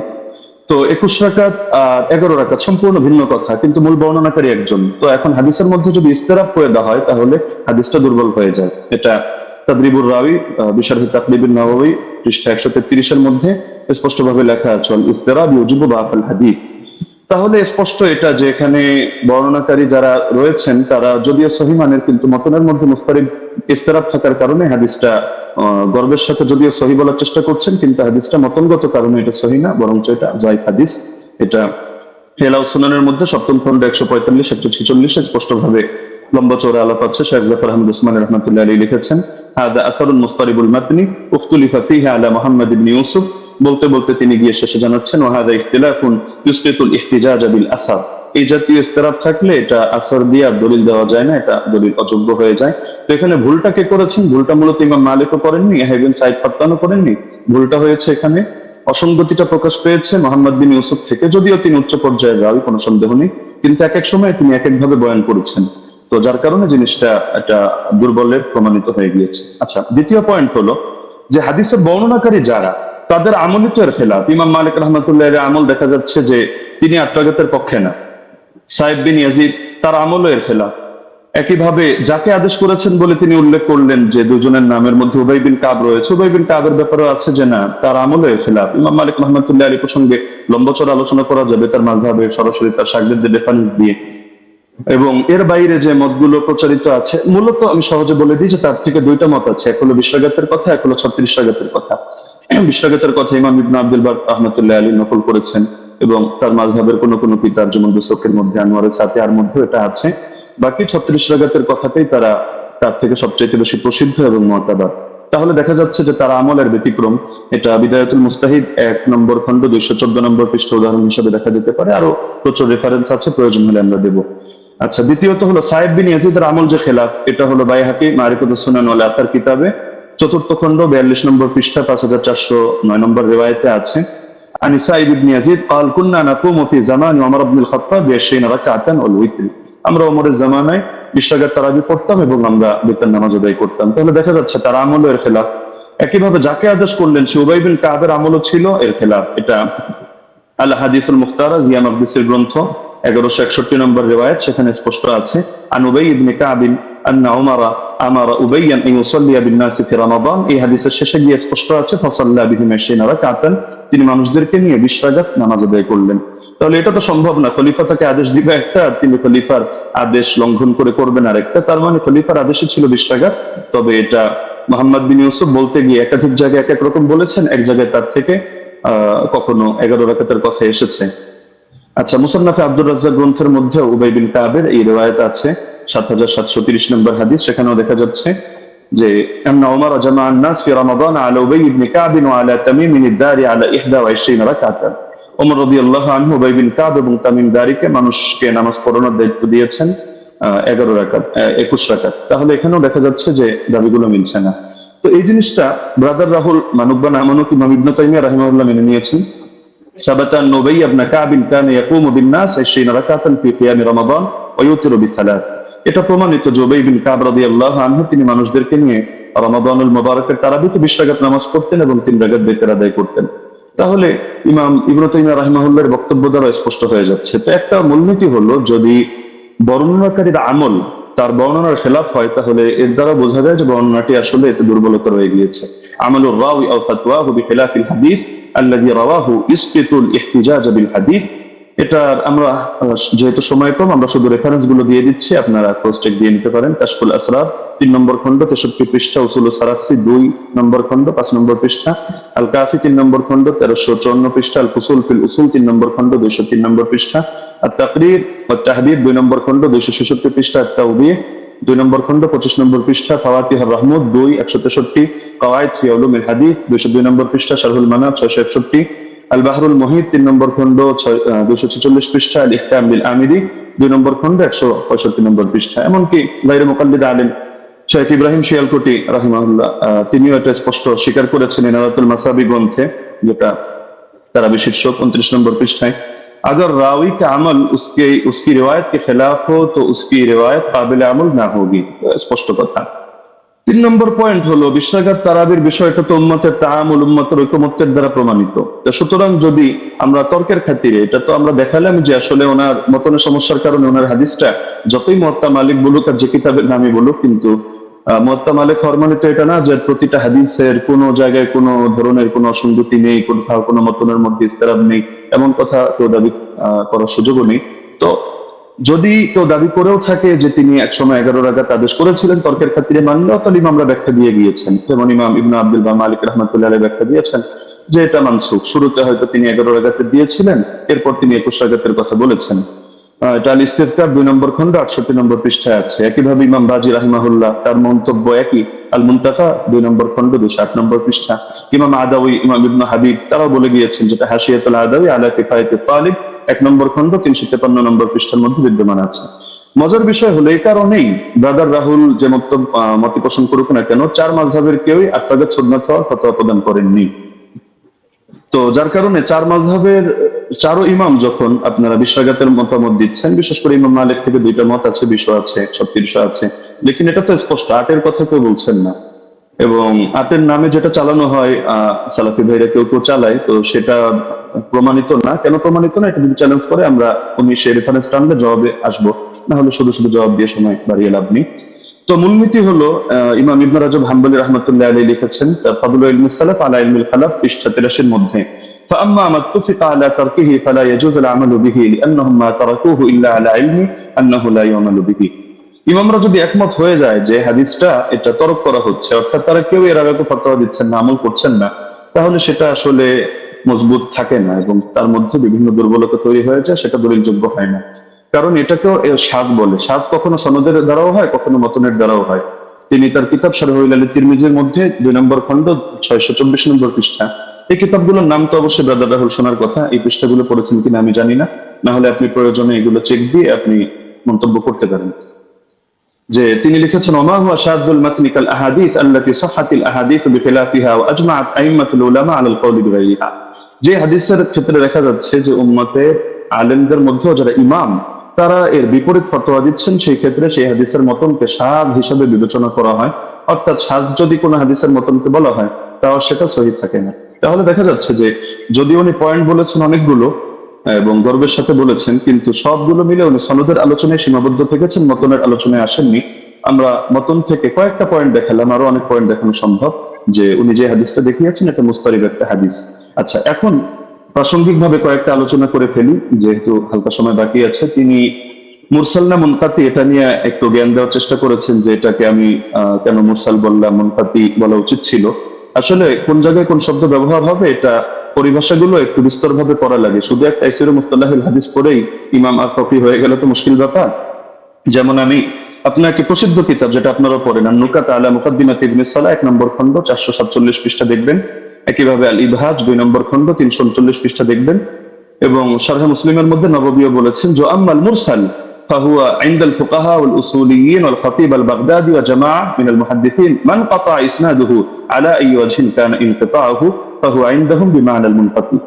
ফকিহদের দৃষ্টিতে, উসুলিয়িনদের দৃষ্টিতে, খতিবে বাগদাদের দৃষ্টিতে এবং একদল মুহাদ্দিসদের দৃষ্টিতে মুরসালের সংজ্ঞা হলো যে সনদের মধ্যে যেভাবেই বিচ্ছিন্নতা হোক না কেন, ইনকাতা যেভাবেই হোক না কেন, এটা মাঝেই হোক আর শেষেই হোক, রাসূলের আগেই হোক আর সাহাবীর আগেই হোক, বাস সেটাকেই তারা মুনকাতি হিসেবে বলে থাকেন। তো এটা একটা তাদের ইসতিলাহগত বিষয়। তো সুতরাং এই জিনিসটা মানে মুরসাল বলা উচিত ছিল না, মুনকাতি বলা দরকার ছিল, বিষয়টা এমন না। আচ্ছা, উনি যে নিমাউই রাহিমাহুল্লাহর হাওয়ালা দিলেন আথারুস সুনান থেকে, উনি আরবি যেহেতু পড়তে পারেন টুকটাক, উনি তো এটা দেখার কথা যে ইমাম নিমাউই রাহিমাহুল্লাহ তিনি শুধু এতটুকুই বলেন নাই যে হাযা মুরসালুন কাওয়ি, যে হাদিসটা মুরসাল, হাদিস শক্তিশালী, বরং যেই মূলনীতিটা আমরা এনেছি ইমাম ইরাকের হাওয়ালায়, যে তাবেঈ যদি সাহাবীর থেকে কোনো ঘটনা বয়ান করে যেটা তার জামানায় জারি ছিল, তাহলে সেটাকে বাহ্যিকভাবে মুরসাল ধরা হলেও কিন্তু হুকুমের বিবেচনায় মুত্তাসিল ধরা হয়। আমরা তো আলোচনা করছি শাস্ত্রীয় মূলনীতির আলোকে হুকুম প্রসঙ্গে। তো এই মূলনীতিটা আপনি যে কিতাবের হাওয়ালা দিলেন এবং মজার বিষয় যে স্ক্রিনশট দিলেন, আপনি এটাই যদি ভালো করে দেখেন টিকার মধ্যে খুঁজে পাবেন। তো দেখা যাচ্ছে আপনি একাংশ পরে তাড়াহুড়ো করে রেফারেন্স দিয়ে দিলেন, কিন্তু এটা আপনার নজরের বাইরে চলে গেল, যার কারণে নিমাউইকে আমার বিরুদ্ধে দাঁড় করিয়ে দিলেন। দ্বিতীয়ত দলিল সহ আমাদের মাসাইল কিতাবটাকে আমার বিরুদ্ধে দাঁড় করালেন।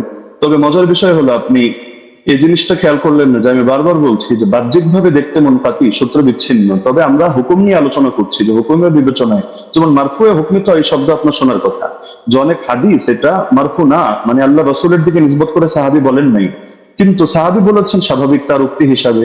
কিন্তু আমরা যখন বিবেচনা করছি আমরা বলছি মারফুয়ে হুকমি, মানে দেখতে যদিও এটা মাওকুফ হাদিস, সাহাবীর বর্ণনা, সাহাবীর উক্তি, কিন্তু হুকুমের বিবেচনায় এটা হলো মারফু, অর্থাৎ আমরা এটাকে মারফু হিসাবে বিবেচনা করব। এখন যদি আপনি এক কিতাব খুলে দেখেন, দেখো সে তো মাওকুফ বলেছে, অথবা আপনি এখন তাহলে মারফু বলছেন কিভাবে, তাহলে বলতে হবে ভাই বিবেচনাবোধের পার্থক্য তো আপনাকে বুঝতে হবে। একটা জাহিরি এতেবার, একটা হাকিকি এতেবার। জাহিরি বিবেচনায় হাদিসটাকে আপনার মুনকাতি মনে হতে পারে, কিন্তু আপনি শাস্ত্রের কথায় যখন আসবেন, শিরোনামে যেহেতু শাস্ত্রীয় আলোচনা, তো আপনি শাস্ত্র দিয়ে দেখতে হলে আপনি শাস্ত্রের মূলনীতির আলোকিত বিবেচনা করতে হবে, না হলে মূলনীতিকে চ্যালেঞ্জ করেন। আপনি অমুক কিতাবে এটা আছে, তমুক কিতাবে এটা আছে, শুধু এতটুকু বললে যথেষ্ট না, আপনাকে মাথায় রাখতে হবে একটা শাস্ত্র পরিগণিত হয় টোটাল পুরো বিষয়টাকে সামনে রেখে। কোরআনের এক আয়াত আর এক আয়াতের তাফসীর হয়, না হলে আপনি এক আয়াত দিয়ে মতকেও বৈধ করে দিতে পারবেন, আর এক আয়াত দিয়ে জিহাদকেও নিষিদ্ধ করে সব জায়গায় সবরের আদেশ দিতে পারবেন, কিন্তু পুরো সামগ্রিক ভান্ডারকে, শাস্ত্রকে সামনে রেখে আপনার সিদ্ধান্তে আসতে হবে। এই জিনিসটা যদি না বোঝেন তাহলে শুধু আবেগী কিছু কথা বলবেন বা একটু ইমোশনাল কিছু লেকচার হবে, লেকিন এর দ্বারা শাস্ত্রীয় কোনো কথা হবে না। তো যেহেতু সারা দেশ এটা দেখছে এবং আলেম ওলামা, তালিবুল ইলম সবাই মূল্যায়ন করছে, সুতরাং আমার অনুরোধ থাকবে নেক্সট পর্বে আপনি শাস্ত্রীয় আলোকে এই মূলনীতিগুলো চ্যালেঞ্জ করেন। ধন্যবাদ, জাযাকাল্লাহ। আমি কারেক্ট টাইম শেষ করলাম। জি, মোহতারাম আলী হাসান ওসামা, আপনাকে অনেক অনেক ধন্যবাদ। আমি আরেকটি জিনিস আপনাদেরকে মনে করিয়ে দিতে চাই যে আপনাদের জন্য আমাদের পক্ষ থেকে 2 মিনিট সময় ছিল বা আছে। আরেকটি খণ্ডন পর্ব আছে, আপনারা চাইলে 2 মিনিট আপনারা ব্যবহার করতে পারেন। আমি দ্বিতীয় খণ্ডন পর্বটি যাচ্ছি এবং এই খণ্ডন পর্বর পরেই আমাদের কোনো খণ্ডন পর্ব থাকছে না, একটাই লাস্ট। আমি প্রথমে চলে যাব ব্রাদার রাহুল হোসেন আপনার কাছে, এবং আপনি বললে আমি টাইম শুরু করি। একটা স্লাইড পড়েছি, স্লাইড 8 লেখা আছে, 8 লেখা আছে দেখেন। জি, পেয়েছি। জি, স্ক্রিনে নিয়ে আসতে হবে। আচ্ছা, সময় স্টার্ট নাও। জি। সো বিসমিল্লাহ। সম্মানিত দর্শক মন্ডলী, ওস্তাদজি যেটা শেষ করেছেন সেটা দিয়ে শুরু করবো। উনি বললেন যে পারলে ওসুলকে চ্যালেঞ্জ করতে। আমি চ্যালেঞ্জ করে দিয়েছি। ওস্তাদজি আমার 8টা অভিযোগের 2টা পয়েন্টে জবাব দেয়নি এবং বলেছিল জবাব দেবে, এবং আমি নাকি স্বাস্থ্য সম্পর্কে তেমন না জানলে এটা সমস্যা, কিন্তু কোথায় যে সমস্যা তিনি এখন পর্যন্ত বলেননি। এটা একটা কেমন হয়ে গেল। ওস্তাদজিকে আবার বলে দিয়ে ওসুলকে চ্যালেঞ্জ করেছি, একটু শুনবেন। আমি আপনাকে বলেছিলাম যে হাদিস সহিহ হওয়ার জন্য ইজমাই ওসুল হচ্ছে 5খানা শর্ত লাগবে। প্রথম হচ্ছে মুত্তাসিল হওয়া, সনদের মধ্যে শক্তিশালী হওয়া, সনদের মধ্যে বিচ্ছিন্ন যেন না হয়, এবং দেখানো হয়েছে যে সনদের মধ্যে বিচ্ছিন্নতা আছে। ইয়াহি সাইদ আল কাত্তান উমর বিন খাত্তাবের যুগ পান নাই। এটা হুকমান মারফু বা আপনি যতই প্রমাণ করার চেষ্টা করেন না কেন, কোনোভাবেই এটা প্রমাণ করা সম্ভব নয় যে সনদের মধ্যে ইনকিতা ঘটেনি, যেটা আমি দেবন্দি হানাফি বেল কিতাব থেকে দেখিয়েছি। 2 নম্বর বিষয়, এখানে তিনি আমাকে যে কথাটা আবার বলতে চাইলেন সেটা হাদিস সাজ হওয়া, এবং এর সঙ্গে সঙ্গে বললেন দেখেন 8 টাকাতে তারাবি যেটা দাদা রাহুল পেশ করেছেন সেটা মুয়াত্তা মালিক থেকে, আর মুয়াত্তা মালিকের সনদের রাবিদের মধ্যে কোনো সমস্যা নেই। তবে মতন নিয়ে দাদা রাহুল কোনো কথা বলেনি। অভিযোগ করে তো দেখেন, অভিযোগ করলে তো জব্দ, আপনি তো অভিযোগটা করেননি, বরং দ্বিতীয় পর্বে এসে অনেকগুলো 1 ডজন দলিল আপনি এখানে পেশ করেছেন। এটা একটা মানে কোয়ালিটি আছে, যে শেষ পর্বে একসঙ্গে অনেকগুলো দিয়ে দেবো যেন আর সময় না পাওয়া যায়, এটা আমরাও বুঝি। চলেন আপনার সেটার জবাব দিয়ে দিই। উনি বললেন যে মোহাম্মদ বিন ইউসুফ থেকে 3 জন, সাইদ বিন ইয়াজিদ থেকে টোটাল 6 জন হাদিস বর্ণনা করেছে তারাবির 20 রাকাতের টোটাল তারাবি রাকাত সংখ্যার উপরে। তার মধ্যে মোহাম্মদ বিন ইউসুফ একজন, যিনি 3 জন হাদিস বর্ণনা করেছে মোহাম্মদ বিন ইউসুফ থেকে। এক ইমাম মালিক, যিনি 11 রাকাতের কথা বলেছে, যেটা আমার দলিল দেখিয়েছি। উনি বলেন মোহাম্মদ বিন ইবনে ইসহাক, উনি 13 রাকাত, আর দাউদ বিন কায়েস তিনি 21 রাকাত। অতএব এখানে ইজতিরাব ঘটেছে। বাহ, চমৎকার। উস্তাদজিকে বলবো আর একটু পড়াশোনা করতে হবে। শুধু মোহাম্মদ বিন ইউসুফ থেকে মাত্র 3 জন নয়, টোটাল ব্যবহার করেছে 8 জন হাদিস। আপনার সামনে স্ক্রিন দেখতে পাচ্ছেন। ইয়াহিয়া সাইদ আল কাত্তানির মতো মুহাদ্দিস, আপনি যার কথা বলেন, উনিও ব্যবহার করেছেন।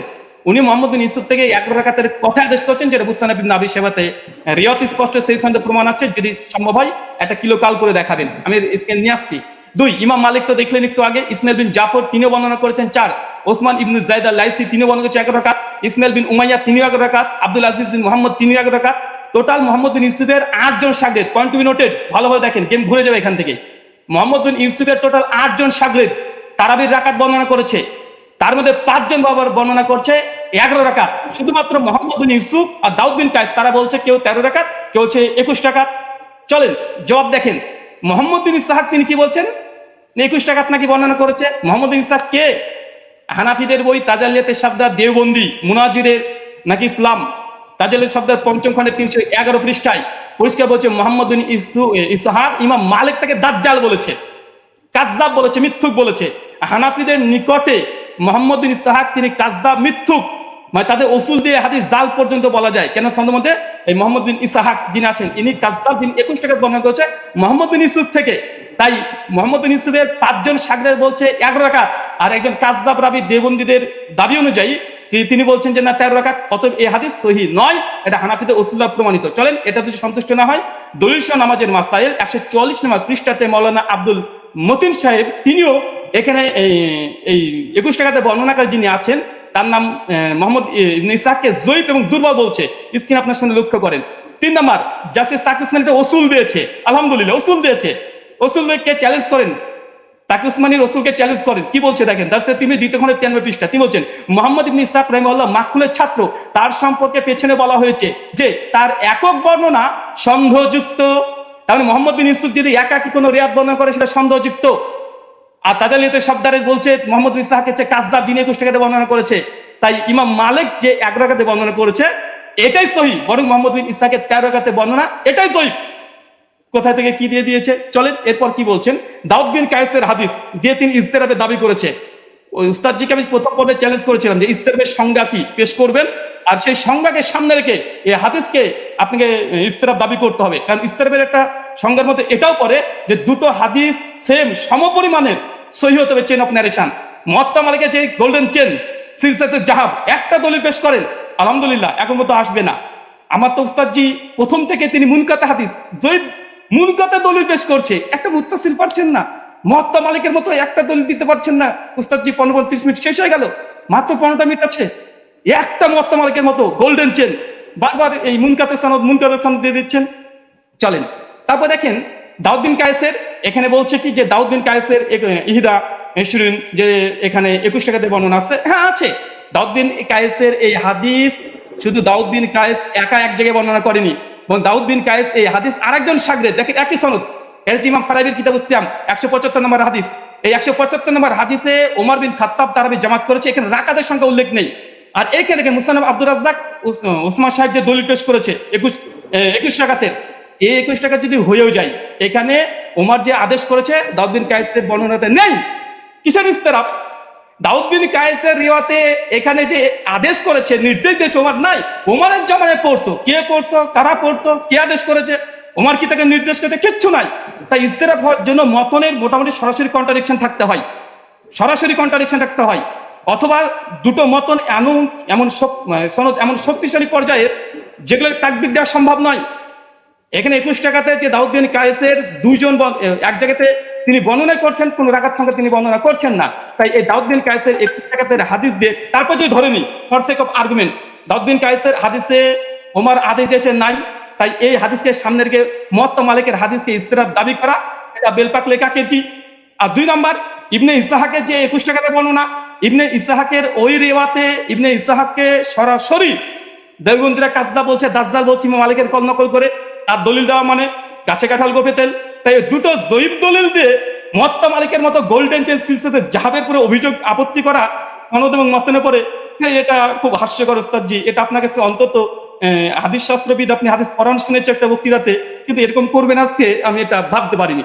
আর তৃতীয়, যদিও সঞ্চালক আজকে দৃষ্টি কেমন দিয়েছে জানি না, আজকে আমাদের আলোচনাতে ছিল যে তিনি কোনো ফাতোয়া ফারাজ তুলবেন না, তিনি ওসাইমিনের ফতোয়া নিয়ে এসেছেন, ইবনে তাইমিয়ার ফতোয়া নিয়ে এসেছেন, ইবনে আব্দুল বারের ফতোয়া নিয়ে এসেছেন, স্যার মাযহারের ফতোয়া নিয়ে এসেছেন, ফাঁকা মাঠে গোল দিতে চেয়েছেন, এখানে থামানো হয়নি। যদি এরকমই হয় আমরা দোল দিতে পারি, চলে সামনে আসছে। আচ্ছা, তার মানে বোঝা গেল মুহাম্মদ বিন ইসহাকের ওই রেবাত 3 জন নাই উস্তাদজি, 8 জন। 5 জন বলেছে 11 রাকাত, আর 2 জন বলেছে 13-21, আর দুটো হাদিসই জয়ীফ হানাফি দেওবন্দীদের উসুল অনুযায়ী। তাই ওটা দিয়ে ইস্তেরাব দাবি করা বেলপাকলে কাকের কি এরকম হয়ে যায়। আচ্ছা, ওস্তাদজির অভিযোগ ভিত্তিহীন প্রমাণ হয়ে গেছে। প্রথম কথা, 8 টাকাতে তারবি আলহামদুলিল্লাহ, ওটা না মতনি জয়ীফ, না মতন, না ইস্তেরাব, কোনো কিছু নেই। এবং চ্যালেঞ্জ করেছিলাম যে মানে বিগত দিনে 1284 হিজরির পূর্বে দেওবন্দি মাদ্রাসা প্রতিষ্ঠা হওয়ার আগে কোন মুহাদ্দিস হাদিসটাকে ইস্তেরাব দাবি করে বাতিল করেছে, প্রমাণ দিতে পারেনি। 8টা প্রশ্ন ছিল। আচ্ছা, 20 রাকাত ইতিহাস বললেন, যখন 20 রাকাতের ইতিহাস, 20 প্রথমে হয়তো 11 রাকাত তারাবির আদেশ করেছিল ওমর বিন খাত্তাব, পরে হয়তো 20 রাকাত করেছে। তার মানে তিনি স্বীকার করে নিয়েছেন অর্ধেক যে ওমর বিন খাত্তাব 11 রাকাতের আদেশ করেছিলেন। আলহামদুলিল্লাহ। অনেকে বলে যে ছিলই না, কোনোদিনই ছিল না। 1984-তে প্রথম দাবি। দলিল নামাজের মাসালে কি বলছে দেখেন, ওমর বিন খাত্তাব 11 রাকাত তারাবির আদেশ করেছে, পরবর্তী সময় মানুষেরা 20 রাকাত পড়েছে, উমরের আদেশে পড়েছে, দেখাতে পারবেন ইনশাআল্লাহ। দেখা দলিল নামাজের মাসালেও আছে, ইমাম বাইহাকির ওই কলটা নকল করেছে, যেটা উস্তাদজি ওমর বিন খাত্তাব 11 রাকাতের আদেশ করেছিলেন, কিন্তু পরবর্তী সময়ে কিরাত ভারী হওয়ার কারণে তার রাকাত সংখ্যাকে বাড়িয়ে দিলেন, কিরাতকে কমিয়ে দিলেন। তো মানুষজন, জনগণ, তারা উমরের আদেশে নয়, উমরের আদেশে নাই, কে বা তারা 20 টাকা চালু করেছিল উমরের জামানায়, কিন্তু উমরের আদেশে নাই। উমরের আদেশে কত রাকাত? তোমাদেরকে 11 রাকাত, স্পষ্ট প্রমাণ। এখানে দেখেন মালিকি মাযহাবের ইমাম হাবিব মালিকি দলিল নামাজের মাসাল থেকে দেখাচ্ছে যেন একটু পুষ্টিকর বেশি হয় তথ্যগুলো। কি বলছে দেখেন, যে প্রথমে 11 রাকাতই ছিল, মানে উমরের আদেশ 11 রাকাতই ছিল, কিন্তু তারা কিরাত লম্বা করতেন, ফলে ভারী ঠেকতো। পরে তারা রাকাত সংখ্যা বাড়ালেন, মানে উমরের আদেশে নয়, জনগণ এমনি বাড়িয়েছে, রাকাত বাড়িয়ে দিয়েছে, কিরাত ছোট করে দিয়েছে, তাই ওটা বাতিল। তিনি বললেন যে ইমাম মালিক ছাড়া নাকি করেনি। এটা আপনি দেখেন যে ইমাম মালিক ছাড়া কতজন করেছে। ইমাম মালিক ছাড়া টোটাল 7 জন বর্ণনা করেছে। এখানে আমাদের স্ক্রিন আপনারা দেখতে পাচ্ছেন। তো ওই দাবিটা ওসমান সাহেবের একটু হাদিসের মতন সম্পর্কে অজ্ঞতাই আছে বলবো, যদি মানে মনে করেন যে না আমি একটু বাড়াবাড়ি করলাম, তো কিছু করার নেই, একটু বলতে হবে। আচ্ছা, এখানে দেখেন, আচ্ছা, ইমাম মালিক 11 রাকাত গ্রহণ করেনি, এটা খুব জোর দিয়েছে, যদি আজকে বিষয়ের সঙ্গে সম্পৃক্ত না। আজকের বিষয় ওমর কত রাকাত তারাবির আদেশ করেছে, ওস্তাদজি মুনকাতে দলিল দিয়েছে, মুত্তাসিল দিতে পারেন আলহামদুলিল্লাহ। আমরা একদম chain of narration golden chain দিয়েছি। আচ্ছা, ইমাম মালিক 11 রাকাতের আদেশ করেনি, চলে দেখেন এটা কিতাব সালাতুত তাহাজ্জুদ, এটা আব্দুল হক আন্দলুসি রাহিমাহুল্লাহর গ্রন্থ। ইমাম মালিকের শাগরেদ ছাত্র তার বলছে, কি বলছে দেখেন, এখানে বলছে কলা শাহ বিন আব্দুল আজিজ আন মালিক, মানে ইমাম মালিকের ছাত্র, তিনি রিওয়ায়াত করছেন। কি বলছেন? আল্লাজি আখতারা বিহা, ইমাম মালিক যেটাকে গ্রহণ করেছে, এখতিয়ার করেছে, কি করেছে? বিহি নাফসি, ইমাম মালিক নিজের জন্য কত রাকাত তিনি করেছেন। তারপর তিনি বলছেন দেখেন, ফি কিয়ামে রামাজান হুয়াল লাজি জামা, ইমাম মালিক উমর বিন খাত্তাব যার করে জমা করেছে উমর বিন খাত্তাব, সেটা হচ্ছে ইহিদা আশারাতা রাকাতান ওয়া হুয়া সালাতে রাসূলুল্লাহ সাল্লাল্লাহু আলাইহি ওয়াসাল্লাম। এখানে ইমাম মালিকের কথা নকল করছে স্বয়ং ইমাম মালিকের ছাত্র। আমি এখানে ইমাম মালিকের ছাত্র ডাইরেক্ট কল, তিনি বলছেন যে ইমাম মালিক যেটা গ্রহণ করেছিলেন সেটা হচ্ছে 11 রাকাত, যেটা ছিল রাসূলুল্লাহ সালাত এবং ওমর বিন খাত্তাব যার পরে জমা করেছে, প্রথম কল। দ্বিতীয় দেখুন এখানে হচ্ছে ইবনে কাসিমের একটা কলমে নকল করে গেছি। ইবনে কাসিম তিনি মালিক থেকে বর্ণনা করছে যে ওমরের জামানায় 36 রাকাত পড়া হতো, 36 রাকাত পড়া হতো, কিন্তু ইমাম মালিক কত গ্রহণ করেছে দেখেন, শেষে লাল দিয়ে দাগানো আছে।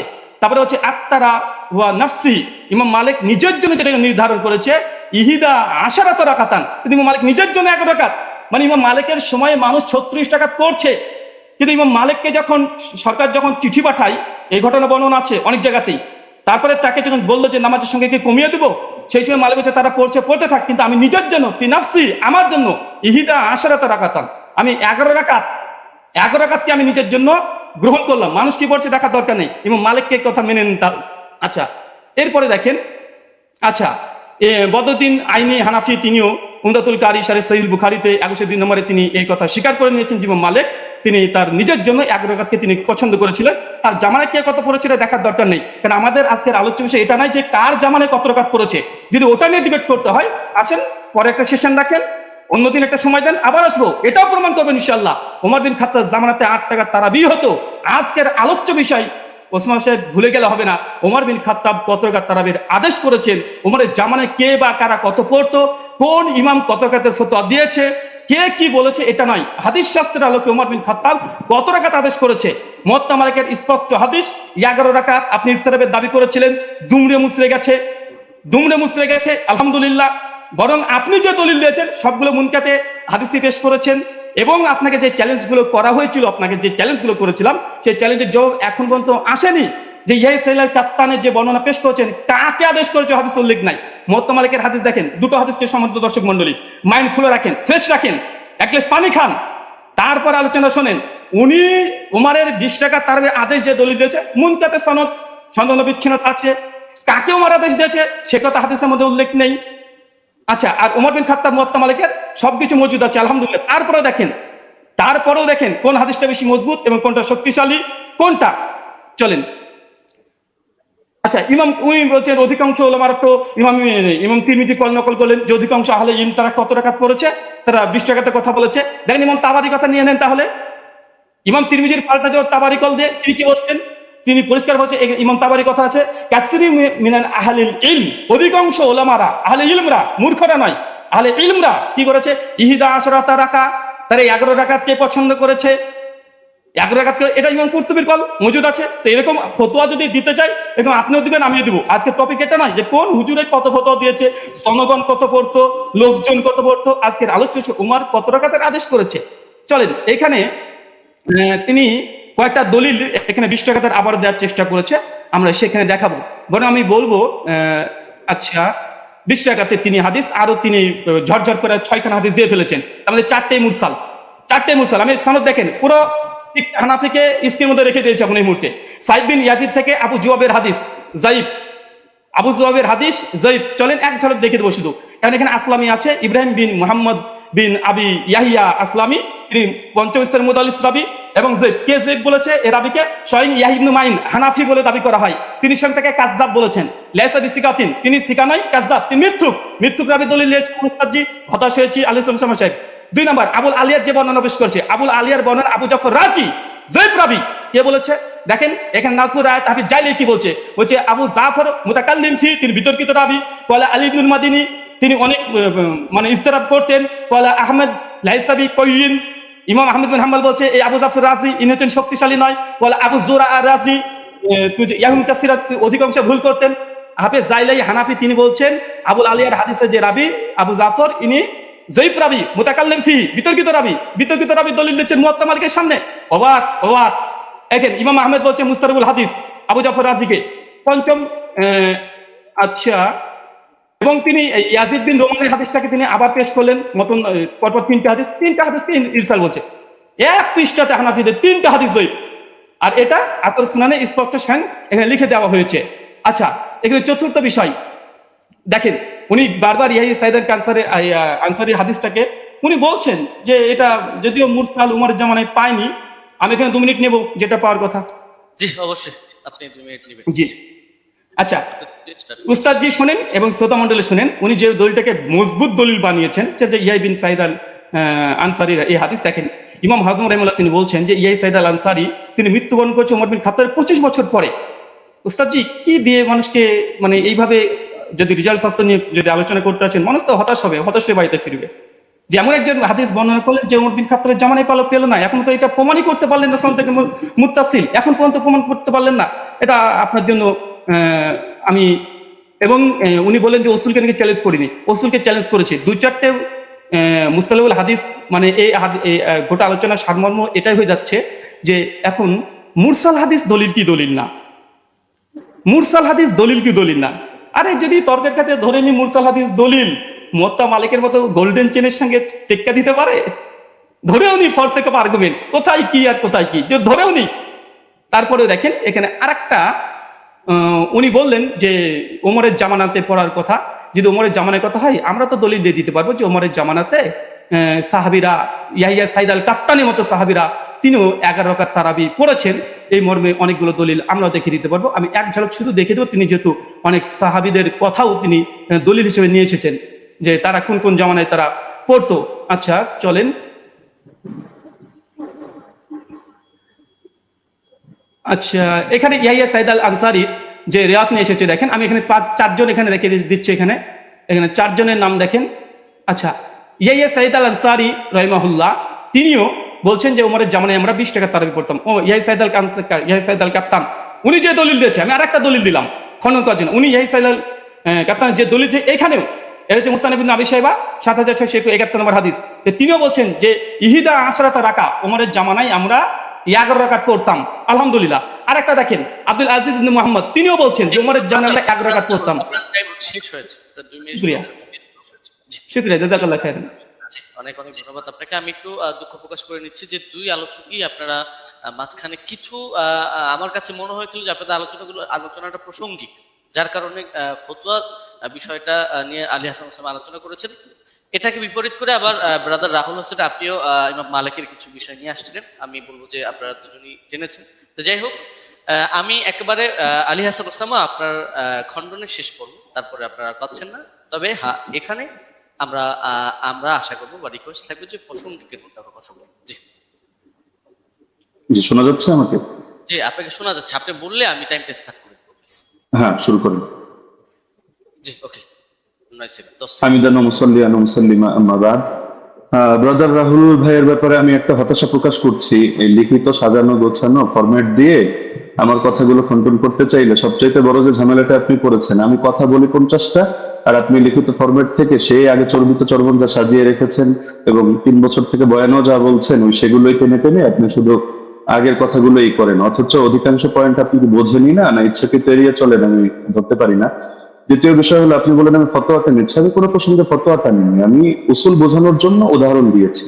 ইমাম তিরমিজি রাহিমাহুল্লাহ কি মত দিয়েছেন, আলেমরা কি মত গ্রহণ করেছেন সেটা তো আমি বলিনি। আমি তো দেখিয়েছি ইমাম তিরমিজি এই বক্তব্যটা বলেছেন যে রুয়ান ওমর থেকে বর্ণিত হয়েছে 20 রাকাতের কথা, এই প্রসঙ্গে এনেছি। আপনি কথা না বুঝেই সেই লিখিত ফরম্যাটে খণ্ডন করতে গেলে এটা ভুল করবেন, শুধু আবেগী কথা দিয়ে তো হবে না। আর শুধু জুবায়ের আলী জাই, নাসিরউদ্দিন আলবানী রাহিমাহুল্লাহ ওনাদের শুধু হাওয়ালাগুলো থেকেই ওই কপি পেস্ট করে আপনি একটা ফরম্যাট সাজিয়ে রাখলে সব কথা খণ্ডন করতে পারবেন না। এখন আপনি বারবার বলছেন যে আপনি একটা সনদ দেখান যেটা ইনকেতা নাই। আরে ভাই, আপনি তো উসুলের আলোকে কথায় আসবেন। আপনি তো আমি যে উসুলগুলো শুনলাম ইতিমধ্যে 8-10টা উসুল শোনানো হয়ে গেছে, আপনি উসুলেরই কোনো ধার ধারছেন না। আপনি মুরসাল নিয়ে শুধু মুকদ্দিমায়ে মুসলিম থেকে একটা হাওয়ালা দিয়ে দিলেন, ব্যাস শেষ, যেন মুরসাল নিয়ে পৃথিবীতে আর কেউ কখনো কিছু বলেই নেই। তো যাই হোক, আমি এগুলোতে আসবো। আমি প্রথম শুরু করি, আপনি দাউদ বিন কায়েসের যেই বক্তব্যটা দিলেন যে দাউদ বিন কায়েসের এই বক্তব্যের মধ্যে এখানে আদেশের কোনো কথা নেই। আসলে আপনি আরবি কতটুকু পারেন আমি জানি না, আপনি আরবি মতনগুলো পড়েন না, ইচ্ছাকৃত কিনা আমি জানি না, যে মতনের ভুল থেকে বাঁচার জন্য কিনা, হতে পারে, হলে হতে পারে, অন্য মত থাকতে পারে, সময় বাঁচানোর ব্যাপারে হতে পারে।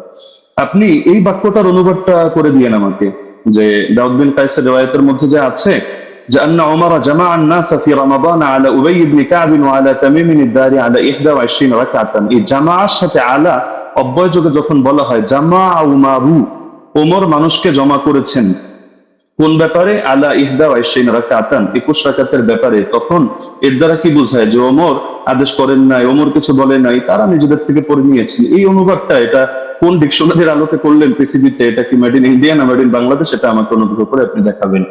আর আপনি বললেন যে 8 জন বর্ণনা করেছেন, শুধু ওই 3 জনই না। আমি তো 3 জন প্রসঙ্গ আর 8 জন প্রসঙ্গে বলিনি। আমি তো কথাটা বলেছি এই প্রসঙ্গে যে ওনাদের বর্ণনাগুলোর মধ্যে ভিন্নতা আছে, ইস্তেরাব আছে, এই প্রসঙ্গে আমি কথাটা টেনেছি। আপনি মোহাম্মদ বিন ইসহাককে টানলেন এবং তাকে নিয়ে বড় করে কথা বললেন, অথচ মোহাম্মদ বিন ইসহাকটা আমি সিরেফ মনে হয় 5 সেকেন্ডে একটা বাক্য হিসেবে উদাহরণ হিসেবে দেখিয়েছি। আমি মূল আপনাকে সাংঘর্ষিক দাঁড় করিয়েছি দাউদ বিন কায়েসকে। দাউদ বিন কায়েসের এই সনদটাকে আপনার পক্ষে সম্ভব না এটাকে জয়ীফ বলে প্রমাণ করা, এটা সুনিশ্চিত ভাবে। আর আপনি শুধু এটা বারবার বলছিলেন যেখানে আদেশ কথা নাই, আদেশ কথা নাই। আপনি একই রকম কথার মধ্যে দেখেন না যে ইস্তেরাব আছে কিনা। আরে ভাই, এখানে তো আপনার এই জিনিসটা বুঝতে হবে যে ওনার থেকে যারা বর্ণনা করেছে কারো বর্ণনার সাথে কারো বর্ণনা মিল নেই। এক জায়গায় আদেশের কথা আছে, আরেক জায়গায় আদেশের কথা নেই। এক জায়গায় আমলের কথা আছে, আরেক জায়গায় আবার আমলের কথা নেই, শুধু আদেশের কথা। কারণ আদেশ নিয়ে আপনি 8টা কেন, আদেশ নিয়ে শুধু দুটোই দেখতে পারবেন। ইমাম মালিকের যে সনদটা আনলেন সেখানে ইমাম মালিক রহমতুল্লাহ আলী তার সনদের মধ্যে আছে যে তিনি আদেশ দিয়েছেন, আর দাউদ বিন কায়েসের মধ্যে আছে যে আদেশ দিয়েছেন। কিন্তু এখন দাউদ বিন কায়েসের এই সনদের মধ্যে জামা আলা এটা যোগ করলে অর্থ এটাই দাঁড়ায় যে ওমর মানুষকে 21 রাকাতের ব্যাপারে একত্রিত করেছেন। তাহলে এটা কিভাবে সম্ভব যে একই হাদিসের মধ্যে এক জায়গায় বলা হচ্ছে 21 রাকাত, আরেক জায়গায় বলা হচ্ছে 11 রাকাত? যদি হাদিস ভিন্ন ভিন্ন হতো, ভিন্ন ভিন্ন বর্ণনাকারী থেকে, আমরা তাহলে ধরতাম না এটা জামানার ভিন্নতা। লেকিন এরকম তো কোনো ব্যাপার ঘটেনি। সুতরাং এটা গায়ে পড়ে করা হয় না। আর সাত বর্ণনা কাকে বলে? দাউদ বিন কায়েসকে আপনি কোন পর্যায়ে দাঁড় করিয়ে আপনি সাজ এখানে বলবেন, বা আপনি এটাকে ওইটার সাথে সাংঘর্ষিক করবেন? যদি এক রেওয়ায়তের মধ্যে সংখ্যা কম পাই আর এক রেওয়ায়তের মধ্যে সংখ্যা বেশি পাই, তাহলে সেই ক্ষেত্রে কি হুকুম আছে? এটা তো আপনার ফতোয়ার আলোকেই করতে হবে। আপনি তো মন করা একটা বললে হবে না। আর কিছু কথা তো আপনি বলেছেন একদম মানে সনদ ছাড়া, যেগুলোর কোনো সনদই নেই। আপনি ইমাম মালিকের একটা ফতোয়া আনলেন, হলো তার এক শাগরেদ বলেছেন, তার শাগরেদ থেকে কি আপনি শুনেছেন না কিতাবের লেখক ডাইরেক্ট শুনেছে? মাঝখানে সনদগুলো গেল কোথায়? আর আপনি মাযহাব নিয়ে কথা বলতে চাইলে মাযহাবের ব্যাপারে মূলনীতিগুলো তো আপনার জানা থাকা দরকার। ধরেন মালিকি মাযহাব নিয়ে আমি 100টা মত পেলাম, তাহলে আমি কোন মতটা চূড়ান্ত ধরবো? এখন ইমাম মালিক থেকে একটা বিশুদ্ধ মত দেখাতে পারবেন না যে ইমাম মালিক রহমতুল্লাহ আলী কোথাও আত্মাঘাতের মতামত দিয়েছেন। আপনি হাফিজ ইবনে হাজার আসকালানী রহমতুল্লাহ আলী, আপনাদেরও পছন্দের ব্যক্তিত্ব, তার কিতাব থেকেও আপনারা দেখে নিতে পারেন, অথবা তার হাওয়ালা আমি হুবহু বাক্য বলে দিচ্ছি। তিনি লিখেছেন ইতিমাদুহুম ফিল আহকাম ওয়াল ফাতওয়া আলা মা রাওয়াহু ইবনুল কাসিম আন মালিক সাওয়াউন ওয়াফাকা মা ফিল মুওয়াত্তা আম লা। যে ফতোয়া দেওয়ার ক্ষেত্রে, বিধিবিধান বর্ণনা করার ক্ষেত্রে ইবনুল কাসিম যেটা বর্ণনা করবে ইমাম মালিক থেকে সেটাই গ্রহণযোগ্য, এবং সেটা মুওয়াত্তা কিতাবের মধ্যে যা আছে তার সাথে মিলুক বা না মিলুক, এটা হলো মাযহাবের মূল ভিত্তি হিসেবে ধরা হবে। এটা তাজিলুল মানফা 4 নম্বর পৃষ্ঠার মধ্যে পেয়ে যাবেন। তো ওনার শাগরেদ ইবনুল কাসিম বলেন, ইবনে আইমান বলেন, তাদের থেকে কোথাও আপনি আত্রাগাতের দূরতম কথাও দেখাতে পারবেন না। আত্রাগাতের কথা আল্লামা আইনি যেটা এনেছেন, সৈয়দী যেটা এনেছেন, আপনি সৈয়দীটা তো আনেননি, এটা আপনার নজরে পড়ে নেই হয়তো, যে জায়গা থেকে কপি পেস্ট করেছেন। না হলে এর বিপরীতে আমি আপনাকে, যদি 100 চান আমি 100 হাওলা আপনাকে দিয়ে দিতে পারবো। যদি আপনি বলেছেন যে আলাদা ডিবেটের আয়োজন করলে, তো ঠিক আছে, করতে পারেন। তো ইমাম আইনি বলেছেন, ইমাম সৈয়দী বলেছেন, বেসনদ কথাবার্তা কোথাও দলিলযোগ্য হবে না। তো মোহাম্মদ বিন ইসহাক এখানে ফ্যাক্টর না, আর অন্য লোক ফ্যাক্টর না। আর আপনি বলছেন যে আমরা দেওবন্দিরা গায়ে পড়ে দাবি করি মুস্তারিদ, আর কেউ দাবি করে না, কেন? আপনি তো আহলে হাদিস ঘরে না। তো আপনাদের পিস পাবলিকেশন থেকে বই প্রকাশিত হয়েছে রাসূল সাল্লাল্লাহু আলাইহি ওয়াসাল্লামের প্র্যাকটিক্যাল নামাজ কোরআন ও সহিহ হাদিসের আলোকে। এই বইয়ের 222 নম্বর পৃষ্ঠা থেকে আমি আপনাকে শোনাচ্ছি। তার শাসন আমলে, তার মানে ওমরের কথা চলছে, 11 রাকাত এবং 21 রাকাত তারাবি সালাত আদায়ের প্রমাণ পাওয়া যায়। সাহেব রাদিয়াল্লাহু আনহু তৃতীয় ছাত্র মুহাম্মদ ইবনে ইউসুফ উপরোক্ত কথাগুলোর বর্ণনাকারী। হাদিসের মূল সূত্র অনুসারে একই রাবীর একই বিষয়ে পৃথক পৃথক মত প্রকাশ করা বিশুদ্ধ হওয়ার অন্তরায়। সুতরাং 20 রাকাতের অভিন্ন মত গ্রহণ করাই যুক্তিসঙ্গত। তাহলে ইস্তিরাবের কথা, ইখতিলাফের কথা কি আমরা টানলাম নাকি আপনাদের লোকেরাও এটা টেনেছে? এটা তো আপনাদের স্পষ্টভাবে দেখা দরকার।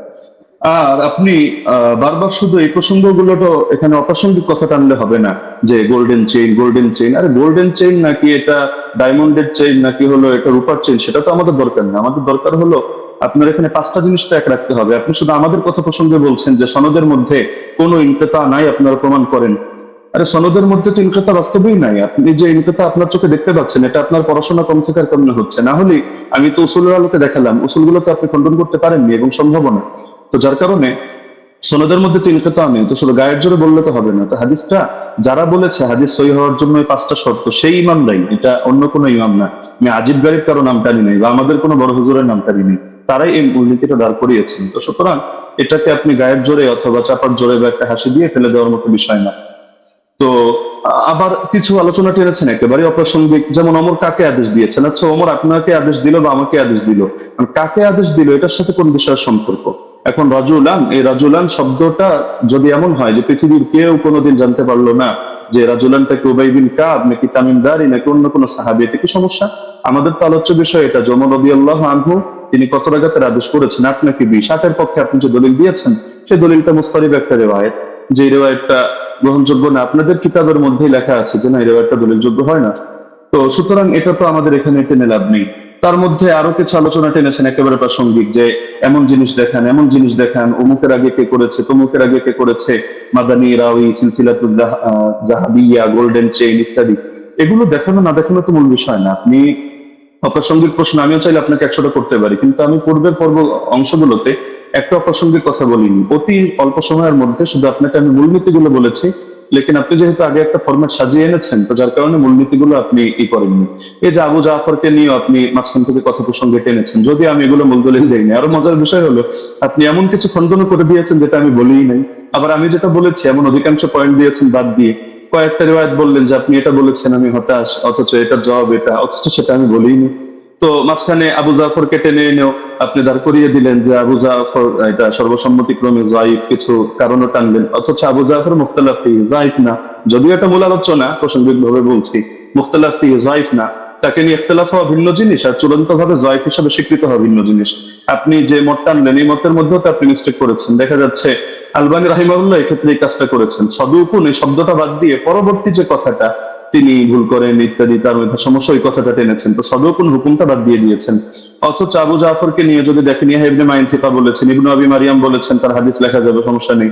ইবনুল মাদিনী বলেছেন সে আমাদের দৃষ্টিতে সিকা, ইবনু আম্মার মাউসিলি বলেছেন সিকা, আবু হাতিম বলেছেন সিকা, সাদুক সালিহুল হাদিস, জাকারিয়া সাজি বলেছেন সাদুকুন লাইসা বি মুতকিনিন, ইবনু আদি বলেছেন লাহু আহাদিসু সালিহা ওয়া ক্বাদ রাওয়া আনহু الناس واحاديثها عامتها مستقيمه وارجو انه لا باس به।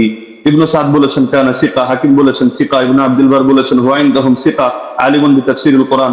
এগুলো আরো দেখতে পারেন আপনি তাহযিবুত তাহযিব 10 নম্বর খণ্ড 62 নম্বর পৃষ্ঠা।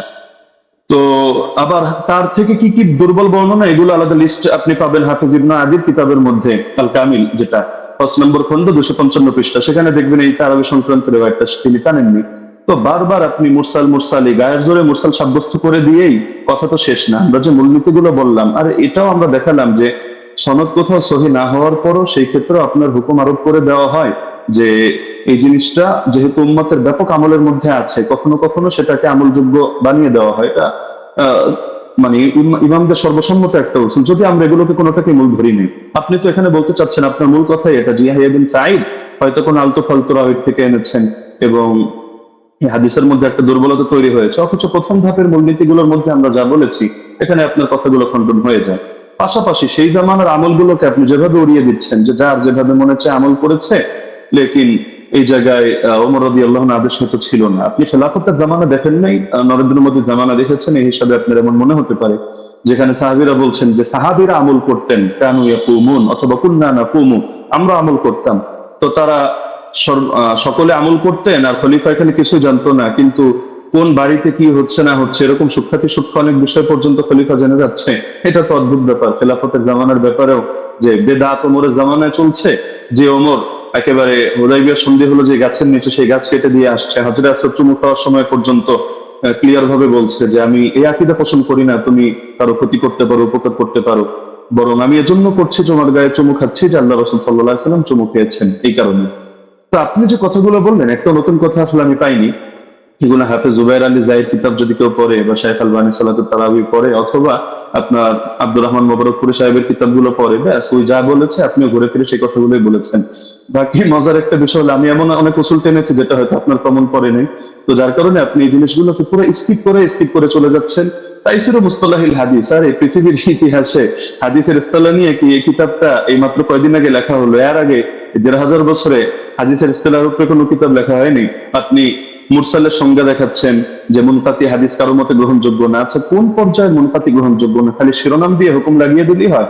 তাহলে তো ইমান ভঙ্গের কারণ যে 10টা শেখ মোহাম্মদ বিন আব্দুল্লাহ নজদি রাহিমাহুল্লাহ থেকে বর্ণিত আছে, এগুলো শিখে শিখে সবাই খারিজি হবে এভাবে, যে যে জাদু করে সেই কাফের হয়ে গিয়েছে, যে কাফেরদেরকে মুসলমানদের বিরুদ্ধে সাহায্য করে, কোনো শর্ত নাই, কোনো হদ নাই, কোনো কয়েদ নাই, ভালোভাবে কাফের হয়ে গিয়েছে। তো এভাবে শিরোনাম দেখলে তো মুশকিল। এগুলোর ব্যাখ্যা তো ইমামদের থেকেই নিতে হবে, বক্তব্য যাদের থেকে নেবেন আপনার বক্তব্যের ব্যাখ্যা তো তাদের থেকে নিতে হবে। আর আপনি বললেন যে আমি কথা প্রসঙ্গে মেনে নিয়েছি যে ওমর রাদিয়াল্লাহু তাআলা আনহু তিনি শুরুতে 11 রাকাতের আদেশ দিয়েছিলেন। এটাও তো আমি আমার বাক্যগুলোকে খেয়াল করেন না, আমি কি বোঝেন না, আমি ধরতে পারি না, নাকি আপনি পয়েন্টগুলো নোট মানে লিখে না রাখার কারণে এমন ঝামেলা হচ্ছে সেটাও বুঝতে পারি না। যে দেখা যাচ্ছে যে এটা তো আমি বলেছি তর্কের খাতিরে যদি মানে, অনেক কথা আমি দুই ভাবে জবাব দিয়েছি, জবাবে ইলজামি, জবাবে তাসলিমি, ইলমে উসুলের আলোকে। তো দুই ভাবে জবাব দেওয়ার কারণে আপনি আগের পরের কথা বাদ দিয়ে মাঝখান থেকে একটা অংশ টান দিলে তো হবে না। আর কোন মুনকাতি, কোন মুরসাল, কোন ক্ষেত্রে কি হুকুমে যাবে, এটা তো আপনাকে শাস্ত্রীয় আলোকে বুঝতে হবে। আপনি যে কোনো জিনিস শুধু একটা ব্যাস গোল্ডেন চেইন, মাদানী রাউি অথবা বুখারী মুসলিমের শর্তে উন্নীত ইত্যাদি ইত্যাদি একটা বলে দিলেন, ব্যাস হয়ে গেল। বিষয়টা এমন না, যেহেতু আলোচনা আমাদের শাস্ত্রীয় বিষয়, এটা কোনো মাযহাবী তাকলিদি বিষয় না যে মুখোমুখি রেফারেন্সে আমাদের কথা বলতে হবে। ইবনে উসাইমিনের হাওয়ালায় আপনি বললেন যে আমি কয়েকটা কথা টেনেছি, ওখানে আমি ইবনে উসাইমিনের হাওয়ালায় টানি না, শেখ সালেহ আল মুনাজ্জিদের হাওয়ালায় টেনেছি। এটা আবেগে আপনি কয়েকবার এটা উচ্চারণ করেছেন। আর এখানে আমি তার ফতোয়া দেখাইনি, আমি এখানে ফতোয়া উল্লেখ করার জন্য বসিও নেই আপনার সামনে। এখানে আমি দেখিয়েছি যে তারা সকলে বিআমরিহি, অর্থাৎ এটা যে ওমরের আদেশে হয়েছে এই বিষয়টা তারা অস্বীকার করে নিয়েছেন। তো সুতরাং মানে যে জিনিসগুলো আপনার স্পষ্ট, তো সেই জিনিসগুলোকে গায়ের জোরে তো আপনি প্রমাণ করে নিতে পারবেন না যে না এই জিনিসটা এই প্রশ্ন আমি আপনাকে ছুড়ে দিলাম, এটার জবাব দেন, ওটার জবাব দেন, ওটার জবাব দেন, না দিলে বেশ তাহলে সাব্যস্ত হলো আমার কথাই সহি। বিষয়টা তো এমন নয়, শাস্ত্রীয় মূলনীতি। আপনি এই আলোচনা শেষ হওয়ার পর ঠান্ডা মাথায় বসেন, আমি নতুন কোনো কথা আপনাকে ছুড়ে দিচ্ছি না, যেহেতু আপনি খণ্ডন করার সময় পাবেন না, এটা আসলে আদবের দাবি না। ছুড়লে আমি ছুটতে পারি, আপনি ভবিষ্যৎবাণী করে দিয়েছেন যে এমন কৌশল হয়তো আপনি করবেন, আমরাও বুঝি না, এত বোঝার দরকার নেই। আমার ব্যাপারে খারাপ ধারণা আপনি অযৌক্তিক ভাবে রাখারও কোনো কারণ নেই। আর আমি তো আপনার মতো পুরোনো ডিবেটারও না যে এখানে ডিবেটের কৌশল খাটিয়ে আমি আপনাকে পরাজিত বা অপমানিত বা লাঞ্ছিত করতে চাবো না। আপনি আমার দিনী ভাই, মহাব্বতের ভাই। আপনি কাফের মুশরিকদের বিরুদ্ধে যে কাজ করেন আমি এগুলোকে শ্রদ্ধা করি এবং উৎসাহ দিই, দোয়াও করি। আগামীতেও আমি আশা রাখি আপনি কাজগুলো কন্টিনিউ করবেন। তো সুতরাং আপনার সাথে আমার কোনো দ্বন্দ্ব নেই, কোনো ভিন্ন কিছুও নেই। আল ওয়ালা আল বারা, এই আকীদাই তো আমরা ইসলাম থেকে লালন করি। তো সুতরাং অপ্রাসঙ্গিক কথা না টেনে আপনি মূলনীতির আলোকে বিষয়গুলো বোঝেন। প্রয়োজনে আপনি এই ভিডিওটা এটা শেষ হওয়ার পরও লাইভ স্ট্রিমিং আপনি ঠান্ডা মতো 10 বার শোনেন, 20 বার শোনেন, প্রয়োজনে মুযাকারা করেন। কোন ভুল যদি আপনার কাছে মনে হয় আপনি স্বীকার করে নেন, সমস্যা নেই। আর যদি মনে হয় না ভুল না, আপনারটা সঠিক, ঠিক আছে, আপনি স্থির থাকেন। বাকি সারা দেশ তো দেখছে, তারা বিষয়গুলো সঠিকভাবে বিবেচনা করবে। আমরা তো এখানে কোনো বিচারক নির্ধারণ করে বসিনি। তো যার কারণে পুরো দেশ এটা কমন সেন্স দিয়ে বিবেচনা করবে। জাযাকাল্লাহ। আমি সেকেন্ড সময় অতিরিক্ত নিচ্ছি। জি, বক্তা আলাইহিস সালাম, আপনি চাইলে 2 মিনিট ইউজ ব্যবহার করতে পারতেন, আপনি ক্যাপে করেন। ব্রাদার রাহুল বলেন। যে আমাদের খণ্ডন যে 2টি পর্ব ছিল, 2টি শেষ হয়েছে। এখন আপনারা শুধু 5 মিনিট করে সময় পাবেন। এটা হচ্ছে রিভিউ পর্ব, অনুসংখ্য পর্ব। এই পর্বে আপনারা 5 মিনিট করে আলোচনা করতে পারবেন। নতুন কোনো তথ্য আপনারা অ্যাড করতে পারবেন না এই পর্বে। হ্যাঁ, আমি ব্রাদার রাহুল হোসেন আপনার কাছে যাব এবং আপনি বললে আমি আপনার টাইমটা শুরু করব। জি, শুরু করুন। জি, সো বিসমিল্লাহ। তো শেষ থেকে শুরু করি। ওস্তাদ যে বারবার কয়েকবার অভিযোগ করলেন বারংবার যে আমি জুবাইর যাই আর আলবানির বই পড়ে এসে বসে পড়েছি। কার বই থেকে ইলম নিয়েছি? সালাফদের থেকে তো আমরা ইলম দেবো, তাই তো? আলেমদের কাছ থেকে, কোনো জাহেলের কাছ থেকে তো নিই, তাই না? আমি তো আপনাকে বলতে পারি যে মৌলানা আব্দুল মালিক সাহেবের বই থেকে ঢের প্রমাণ দেখেছি। তো তার কাছ থেকে জ্ঞান নিয়েছি, আপনার কাছ থেকে আমি জ্ঞান নিই, বিভিন্ন জায়গা থেকে জ্ঞান নিই। আমি জ্ঞান আমার উপরে এলহাম আসবে না, এটা অন্তত আপনি মানেন যে আমার প্রতি এলহাম আসবে না। আলেম ওলামাদের বই পড়েই আমাদের এখানে আসছে, এসে আলোচনা করা। এখানে তো এতরাজ করার অভিযোগ মানে কেমন বুঝলাম না। 2 নম্বর, তিনি বললেন যে আমি নাকি এমন কিছু অভিযোগের জবাব দিয়েছি যেহেতু আগে থেকে স্লাইড তৈরি করে রেখেছি, এই জন্য নাকি আমি তাল হয়ে ফেলেছি। আমি অবাক হয়েছি, যে ভাবলাম যে ওস্তাদজি হয়তো অনেক কিছু মানে একদম ইলমে হাদিসের অনেক কিছু নিয়ে আসবে। এসে আমি অবাক হয়েছি, না, কিছুই নিয়ে আসেনি। একটা মুত্তাসিল সনদই পেশ করতে পারেনি। তার জন্য আমি অনেক কিছু ভেবে অনেক কিছু রেডি করে গেছি। দুর্ভাগ্য যে আমি যা রেডি করেছি তার 30% দলিল দিতে পারিনি। আমি একদম নিশ্চিত, আমি যদি আজকে ওসামা যে ওস্তাদজির মানে ওসমার জায়গাতে থাকতাম, ওস্তাদজির পক্ষে থাকতাম, তাহলে আমি এর চেয়ে ঢের দলিল লাগাতে পারতাম, ঢের দলিল লাগাতে পারতাম। আমার কাছে 20 টাকার পক্ষে আরো অনেক দলিল ছিল, অনেক দলিল, কিন্তু ওস্তাদজি দিতে পারেনি, না দেয়নি, না কি আমি বুঝলাম না। তো যাই হোক, সেটা একটা আলাদা বিষয়। এখানে লাস্টে তিনি ঘুরে দিলেন যে এটা ইনকেতা। ইনকেতা কেমন ইনকেতা? জি, আপনার চেয়ে তো অনেক বড় বড় উস্তাদজিরাই তো আমাকে শিখে দিয়েছে এটা ইনকেতা। যেন দলিল নামাজে মাসাল বইতে দেখালাম, তিনি ইনকেতা স্বীকার করে নিয়েছেন, মুরসাল স্বীকার করে নিয়েছেন। জাফর আহমদ উসমানী বলতে মুরসাল ইনকেতা আছে, বিচ্ছিন্নতা আছে। আমি আপনার পরিষ্কার চ্যালেঞ্জ করেছি, জবাব আপনি এখন পর্যন্ত দিচ্ছেন না। যে হাদিস সহিহ হওয়ার জন্য 5টা শর্ত। প্রথম শর্ত, হাদিস মুত্তাসিল হতে হবে। হাদিস কি মুত্তাসিল? মুত্তাসিল না, বিচ্ছিন্ন ঘটেছে, ওলামারা স্বীকার করে নিয়েছে। আর যদি আপনি অস্বীকার করতে চান, জনসাধারণ দেখছে, এমন খেয়ানত অন্তত করাটা উচিত নয়। যেখানে আমাদের মৌলানা আব্দুল মালিক, আব্দুল মতিন সাহেব স্বীকার করে নিয়েছে ইনকেতা ঘটেছে, আর আপনি এসে বলছেন যে ইনকেতা ঘটেনি, ইনকেতা ঘটেছে, তারা মূর্খ। এখন মৌলানা আব্দুল মালিক মতিনকে কেউ যদি মূর্খ বলতে চাই, বলতে পারবে, তবে আমি বলতে চাই না। 3 নম্বর, তিনি বললেন যে দাউদ বিন কায়েসের হাদিসের জমা হওয়ার কথা আছে, ধরে নিলাম, আচ্ছা আছে, জমা হওয়ার কথা আছে। আচ্ছা উস্তাদ জি, এটা কি ইনসাফ? মোহাম্মদ বিন ইউসুফ থেকে টোটাল 8 জন বর্ণনা করছে তারাবি রাকাত, 5 জন বর্ণনা করছে 1 রাকাতের পক্ষে, 6 জন, আর মাত্র দাউদ বিন কায়েস বলছে 1 রাকাত। তাহলে 7 যদি হয়, কোনটা হবে? দাউদ বিন কায়েসের বিরুদ্ধে মোহাম্মদ বিন ইউসুফের 5 জন শাগিরদ আছে। এই 5 জনকে উড়িয়ে দিয়ে দাউদ বিন কায়েসের হাদিসটা আপনি গ্রহণ করতে চাচ্ছেন? এটা কোথাকার রাসূল, একটু আমাকে জানিয়ে দিবেন। আর 2, দাউদ বিন কায়েসের আমি আরেকটা অংশ বলেছি, ওটা আপনি হয়তো হজম করতে পারেননি, কারণ এই দলিলটা নতুন আপনার কাছে, বুঝতে পারেননি। আমি বলেছিলাম যে দাউদ বিন কায়েস তিনি আরেকজন তার ছাত্রের কাছে ইমাম ফারাবির কিতাব সিয়াম থেকে দলিল দিয়েছি, যে তিনি বলেছেন উমর রমজান মাসে তারাবির জামাত শুরু করেছে, কত রাকাত উল্লেখ নেই। এবং মুসান্নাফ আব্দুর রাজ্জাকে ওই সনদে ওখানে আছে দাউদ বিন কায়েস ওয়া গায়রহু, এবং আরেকজন বর্ণনা করছে, কে বর্ণনা করছে উল্লেখ নেই। এখানে দাউদ বিন কায়েস রাহিমাহুল্লাহ তিনি অন্য ছাত্রকে বলছে কোনো রাকাতের কথা উল্লেখ করেনি। তাই যদি সাজ হতে হয় 21 টাকাতে বর্ণনা সাজ, কেন দাউদ বিন কায়েসের বিরুদ্ধে 5 জন 1 রাকাত বর্ণনা করেছে। ইয়াইয়া সাইদ আল কাত্তানের মতো রাবি আছে, কাকে চাই আর, কে দরকার আর? ইয়াইয়া সাইদ কাত্তান এর মতন ব্যক্তি আছে, তারপর অন্য কাউকে দরকার? 5 জন। তাই দাউদ বিন কায়েসের হাদিসই জয়ীফ হবে, সাজ হবে মোহাম্মদ বিন ইউসুফ থেকে, বাকি 5 জনের হাদিস কোনোভাবেই না দাউদ বিন কায়েসের হাদিস। অতএব মানে এই হাদিসে এসে সাজ হওয়ার কারণে জয়ীফ। প্রথম কথা। এখানে বলছেন যে ইমাম মালিক থেকে নাকি আমি প্রমাণ পেশ করতে পারবো না যে ইমাম মালিকের ছাত্ররা, কারণ যে মাযহাবের আমি মত বর্ণনা করবো সেই মাযহাবের ইমাম থেকে দেখাতে হবে। আমি মনে ভুলে গেছেন, আপনি যে কাসিম থেকে বর্ণনা পেশ করেছেন, ওই কাসিম থেকে দেখে দিয়েছি। ইবনুল কাসিম ইমাম মালিকের ছাত্র স্বয়ং বলছে যে ইমাম মালিকের যুগে 36 রাকাত হতো, কিন্তু ইমাম ইবনে কাসিম নিজে বলছে যে আমি, ইমাম মালিক বলেছেন যে ফি নাফসি, আমার জন্য ইহিদা আশারা, আমি 1 রাকাতকে গ্রহণ করেছি। মানুষ কি পড়ছে উমরের ইমাম মালিকের জামানায়। ইমাম মালিক কত গ্রহণ করেছে? কত? তিনি 1 রাকাত। আমি আপনাকে 2-3টে প্রমাণ দেখেছি। বদউদ্দিন আইনের কথা বলেছেন, বলছে সনদবিহীন। সনদবিহীনের কথা যদি আসে গোটা ফিকে হানাফিকে ডিস্ট্রাক্ট করে দেওয়া যায়, অন্তত এরকম হিসেবে বেইনসাফি করবেন না। আর এখানে আরেকটা বিষয়, যে উনি বললেন যে আমি আবু জাফর রাজিকে নিয়ে কিছু কথা বলেছি, উনি নাকি দলিল পেশি করেনি। ওস্তাদ যে একটু মাঝে মধ্যে পানি খাবেন, তাহলে একটু স্মৃতিটা একটু ভালো থাকবে। আপনি বলে দিয়েছেন ঝুলে, মনে নেই, আপনি বলেছেন আবুল আলিয়ার হাদিস আছে। আবুল আলিয়ার হাদিসের রাবি কে? আবুল আলিয়ার হাদিস মুক্তারা আল হাদিস মুক্তারার মধ্যে আবু জাফর রাজি আছে। তাই বলছি মাঝে মধ্যে একটু পানি খাবেন। আপনারা হয়তো অনেক পড়াশোনা করেন, মাথার মধ্যে অনেক কিছু আছে, দিয়ে মানে কি বলছি কি হচ্ছে হয়তো এগুলো শুনতে পাচ্ছেন না। তো সর্বোপরি কথা হচ্ছে এটা মুয়াত্তা মালিকের যে হাদিস আলহামদুলিল্লাহ গোল্ডেন চেন, এবং মতনের উপরে যে অভিযোগ করেছিলেন যে দাউদ বিন কায়েস এখানে জয়ীফ, দাউদ বিন কায়েসের হাদিসে সাজ, ইমাম মালিক মুয়াত্তা মালিকের হাদিসের পক্ষে 7 জন আর হাদিস বর্ণনা করছে আলহামদুলিল্লাহ। আর 2 নম্বর, ওস্তাদজি যতগুলো দলিল দিয়েছে সব সনদে ইনকেতা আছে। উনি এটাকে যতই জোর করে প্রমাণ করার চেষ্টা করুক যেটা ইনকেতা সনদ গ্রহণযোগ্য, আমিও প্রমাণ করে 4 জন মুহাদ্দিসের কথা নকল করেছি। ইনকেতা মুরসাল হাদিস জয়ীফ হয়, 200 নামাজের মাসালেও আছে, সে মুসলিমও আছে আলহামদুলিল্লাহ। 5 মিনিট আমি আলী হাসান ওসামা আপনার কাছে যাবো, এবং আপনি 5 মিনিট সময় পাবেন। এখানে নতুন কোনো তথ্য আপনি অ্যাড করতে পারবেন। জি, শুনতে পাচ্ছেন? আপনি বললে আমি টাইমটা শুরু করব। জি, শুরু করুন। 10 সেকেন্ড। হামিদান মুসাল্লিয়ান মুসাল্লিমা বাদ। ব্রাদার রাহুল কিছু কথা বললেন যেটা আপনাদের মূলনীতির বাইরে ছিল। অ্যাটাক তিনি বহুতবারই দিয়েছেন, আমি অ্যাটাকগুলো এড়িয়ে দিয়েছি। লাস্ট এই পর্যায়ে আমি বলি, তিনি বললেন যে আমার জায়গায় থাকলে আরো দলিলের ভান্ডার খুলে দিতেন।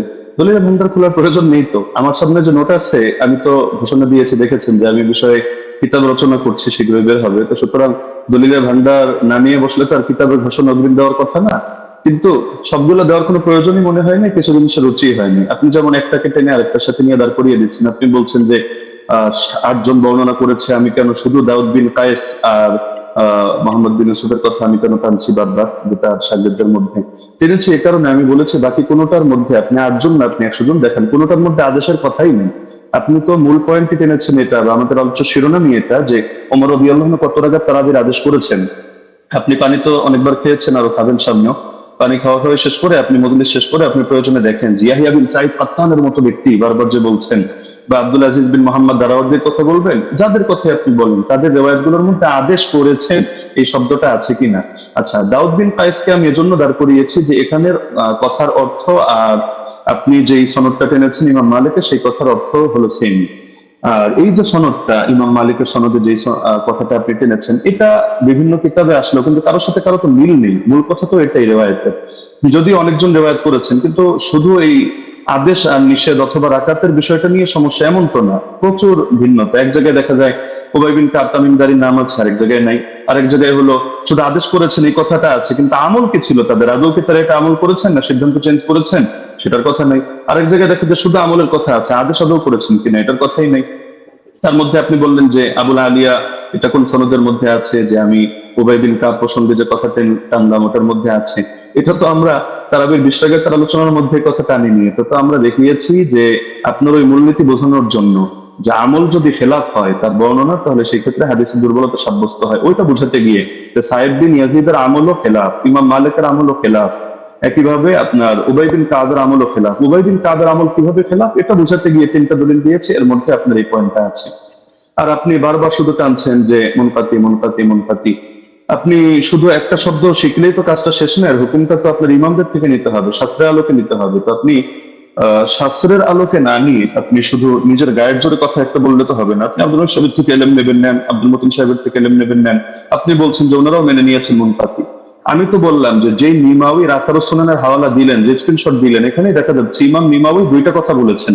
তা আপনি কি বলবেন যে নিমাউই এক পাগল, আগের লাইনে বলে এক কথা পরের লাইনে বলে আরেক কথা? আগের লাইনে বলে আসছে মুরসাল, পরের লাইনে বললো যে না এগুলোকে মুরসাল ধরা হয় না, মুত্তাসিল ধরা হয়। তো বলেন ইমাম নিমাউই একটা পাগল যে তিনি আসারুস সুনান এই কিতাবের মধ্যে মূর্খতার পরিচয় দিয়েছেন? না, এখানে আপনাকে বুঝতে হবে যে আমি এই শব্দও বলেছি, একটা জাহেরি বিবেচনা, একটা হলো হাকিকি বিবেচনা।